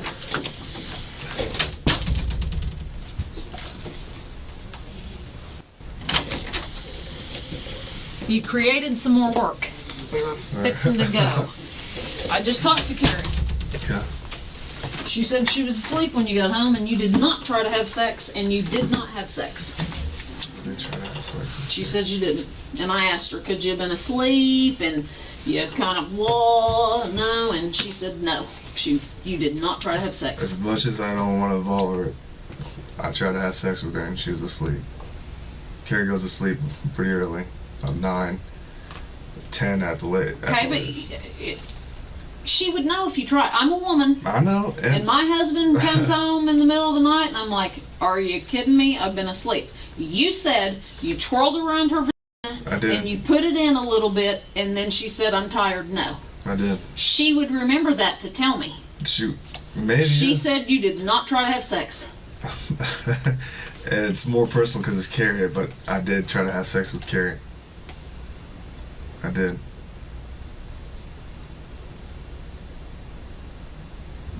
I don't know what to say. I mean, because it just looks like I just caught you in a lie. And now I don't know what to believe. I'm telling you. I don't know what to believe. Okay. Because you tell me this, I go to verify it. She tells me the opposite, and now I'm wondering what you're telling the truth about. Maybe because she doesn't know what the heck's going on. No, she doesn't. I didn't tell her. And I'm glad, but detectives calling her, any other officer asking her a question like that. I know. She may be scared. And I don't want to involve her, but She's involved that's because my you girlfriend. That's like you need her involved for you. right. But now she's given the story that you're not given. I'm telling you, I tried to have sex with Carrie, my girlfriend. She Yeah, is going she to remember your weenie twirling around her hoo-ha. You remember that. I'm sorry, I don't care how much of a sleeper you are. You remember because it pisses you off in the middle of the night and you go, are you serious? Don't bother me with that. Maybe you should call her and ask her if she's a deep sleeper. Because there's multiple times I've tried to do that. Multiple times we've had sex. Multiple times she has pushed me Well, off. you told me that you have sex every day, and she says you did not have sex today. We didn't have sex today. No. We didn't. Well, you said you have sex every day. Mostly every day, yes. So if I call her back, is she going to tell me that you'll have We sex did every not- day? We did not have sex, but recently, mostly every day, yeah. I'm a woman, and I know what it feels like to be woke up for sex, and I don't like that. And you remember it, and I don't believe you. Detective Davis lets Holtzclaw know where she stands in this investigation and that his words are falling on ears that have already heard their own conclusion. Daniel's girlfriend, Carrie Hunt, was contacted by investigators and she denied any sort of intimate contact between her and Daniel. Regardless of what he says now, the lead investigator has already drawn a conclusion of guilt, which can be especially harmful for a number of reasons. One of the especially worrying outcomes of that is that the investigators could now seek evidence that supports the notion of a suspect's guilt instead of evidence that supports the truth. To the outside observer, the idea of Carrie denying any sort of allegation of impropriety, in this case, the act of initiation while she was sleeping, could have been to protect Daniel, but in this Oklahoma City interrogation room, it's the furthest thing from being a possibility. As the investigators mentioned before, they wouldn't tell Carrie what was going on, so she would have no idea about the basis behind the line of questioning.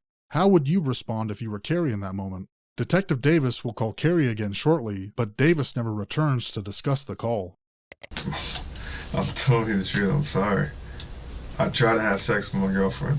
I did. I don't know, you're a dude. Does your wife get pissed off if you try to wake her up in the middle of the She night? had white thong on, and and a t-shirt. And Okay, you talk to him. I'm gonna go call her again. Okay. Because right now, I don't believe it. Hey, the pants. You want me to bring him in? Yeah. In a plastic bag?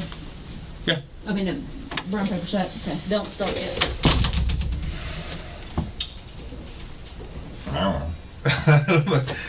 and that's probably her messing or whatever. I don't know. She's like, what? And I wish Well, we're not gonna- involve her, Carrie. Well, we're not gonna tell her. You're gonna have to explain whatever the situation is.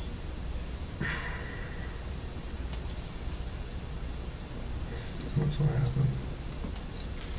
You got any questions of all this?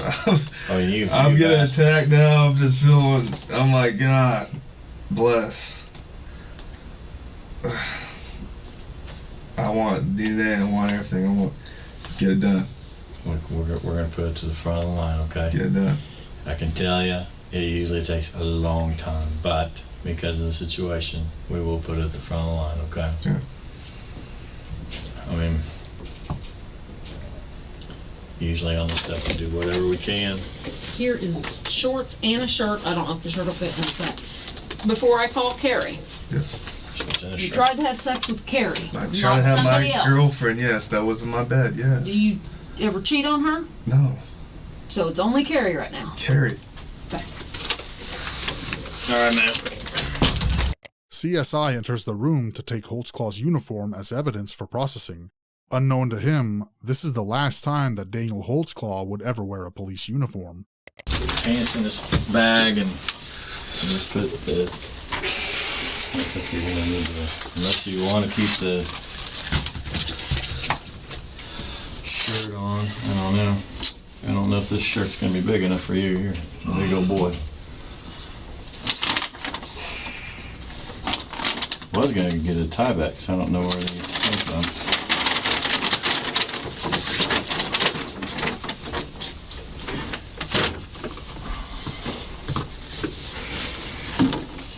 Well,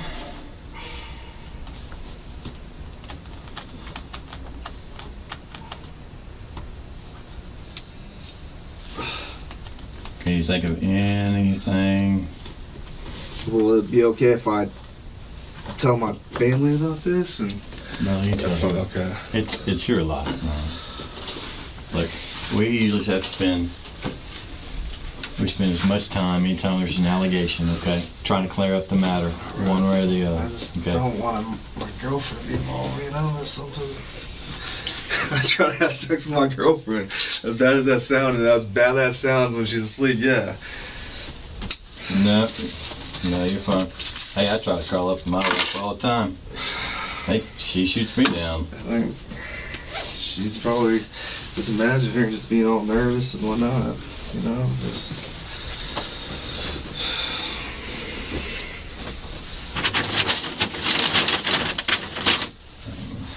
Well, you can get home and kind of explain everything. So what goes on from now? There she is. Jesus. Well, you're headed home, obviously, because you're going to need some pants. Why don't you go ahead and get dressed then?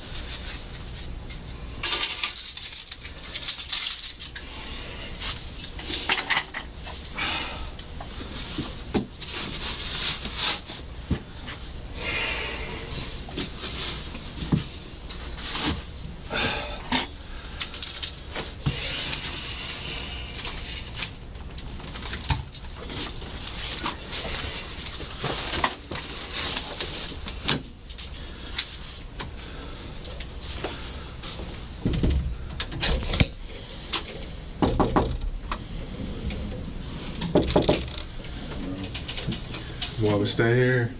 Yeah, stay there. We're really done with you. Okay. Just hang tight. Can I message her and say I'll because she's probably blowing on my phone. Go Just ahead. like, heck, I'll You're fine. talk to her. You're fine.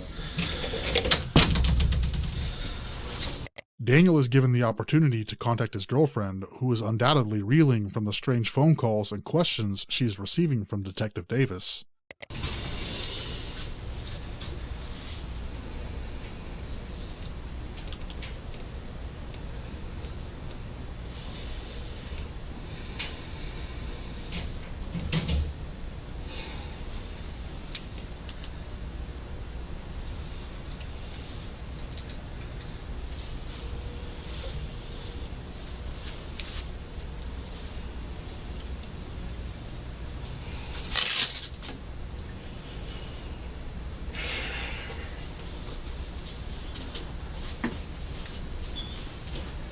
Hey, baby.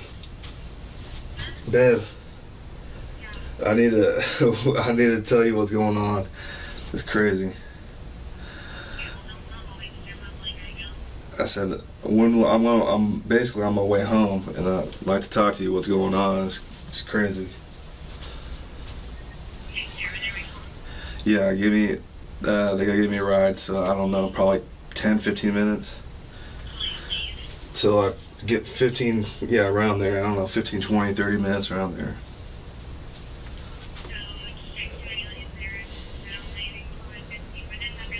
Yes. I don't know. I gotta tell you, it's crazy. It's nuts. So I love you, okay? I love you.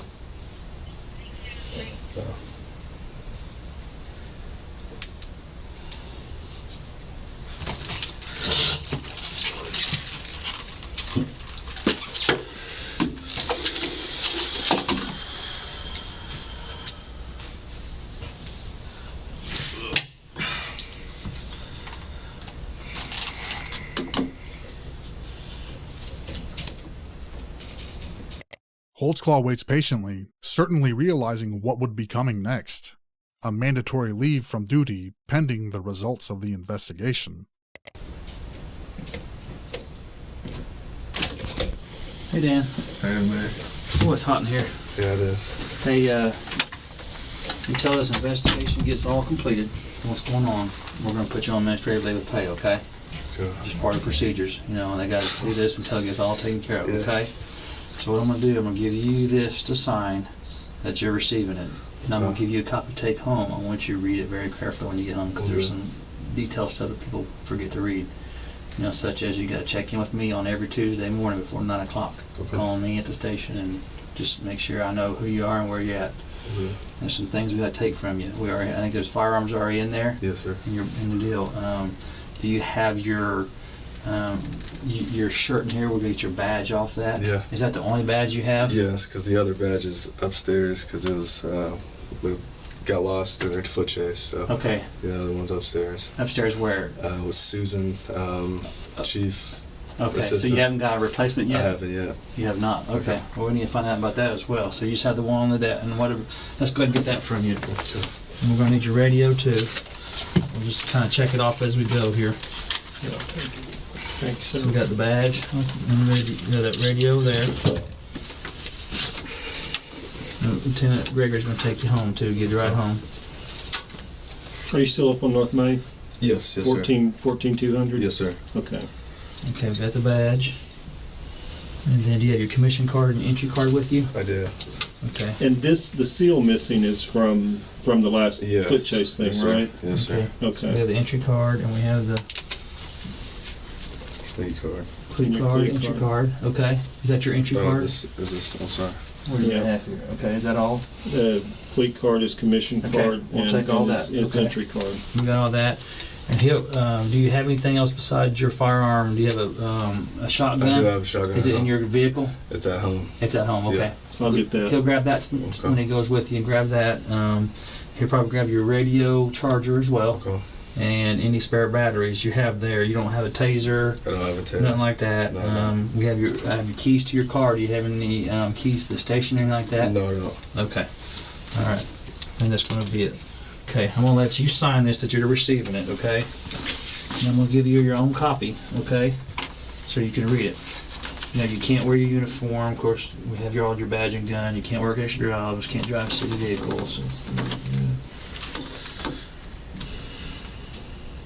And then, those guys will be in touch with you for any further follow-up with that. Okay. And if you be sure to read this, like I said, because, if you go out of town, you got to call and let us know first. Okay. If you go, if you're going to go out of state, you need to get permission from us. Those type of deals, but read it very carefully. Okay. That's your copy right there. And I'm going to witness it.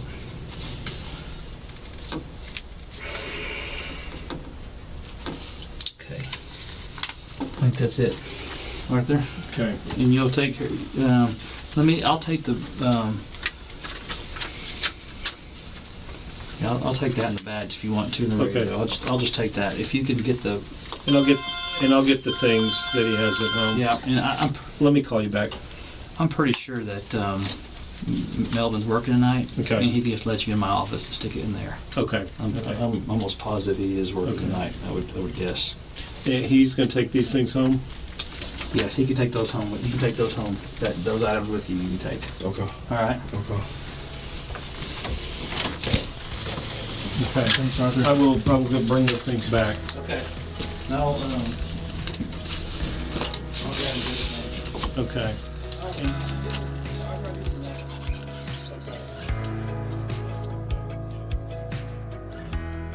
As we present the events after this interrogation, we will try to stay objective and present what we found to be verifiably factual. We stand on the side that there's enough information publicly available to give credence to both sides of the scale. Both sides present compelling arguments that, by their own, could be enough to prove innocence or guilt. But justice does not operate in a vacuum. We must take all the information and come to our own conclusions, and we can only ethically make those conclusions when we meet one specific criteria, that they are beyond a reasonable doubt. After surrendering his OCPD uniforms, badges, cards, guns, radio, and keys, Holtzclaw was placed on indefinite paid administrative leave and was released without any charges at the time. After further investigation eventually turned up a dozen additional complainants, Holtzclaw was arrested 2 months later on August 21st, 2014, and was originally charged with 16 counts of sexual abuse offenses, later increased to 36 total charges. The detectives then reviewed Holtzclaw's automatically recorded history of running names through the department's 2 databases, looking specifically for people who had been checked out multiple times, and they contacted those people. 21 total accusers claimed that they fell prey to Holtzclaw. 7 of the 21 total accusers admitted that they had lied. One of the 7 admitted false accusers, Shanice Barksdale, was convicted of making a false report. An additional one of the 7 was a male whose statements did not lead to any charges against Holtzclaw, but they also did not recant their statement. One of the 21 total accusers came forward after charges against Holtzclaw had already been filed and court proceedings were underway. Of the 13 remaining, each individual accuser's statements resulted in multiple charges, totaling up to 36 charges brought before the court. Of the 13 accusers, charges stemming from 5 of them all led to not guilty verdicts. At least one guilty verdict was returned from each of the remaining 8 accusers' charges. Daniel Holtzclaw received 18 guilty verdicts and 18 individual prison sentences as a result of those verdicts.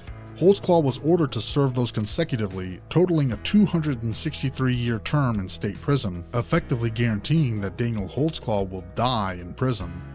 12 of the total 21 accusers and the 1 accuser that came forward after proceedings were underway filed civil lawsuits, seeking cash settlements from both Holtzclaw and Oklahoma City.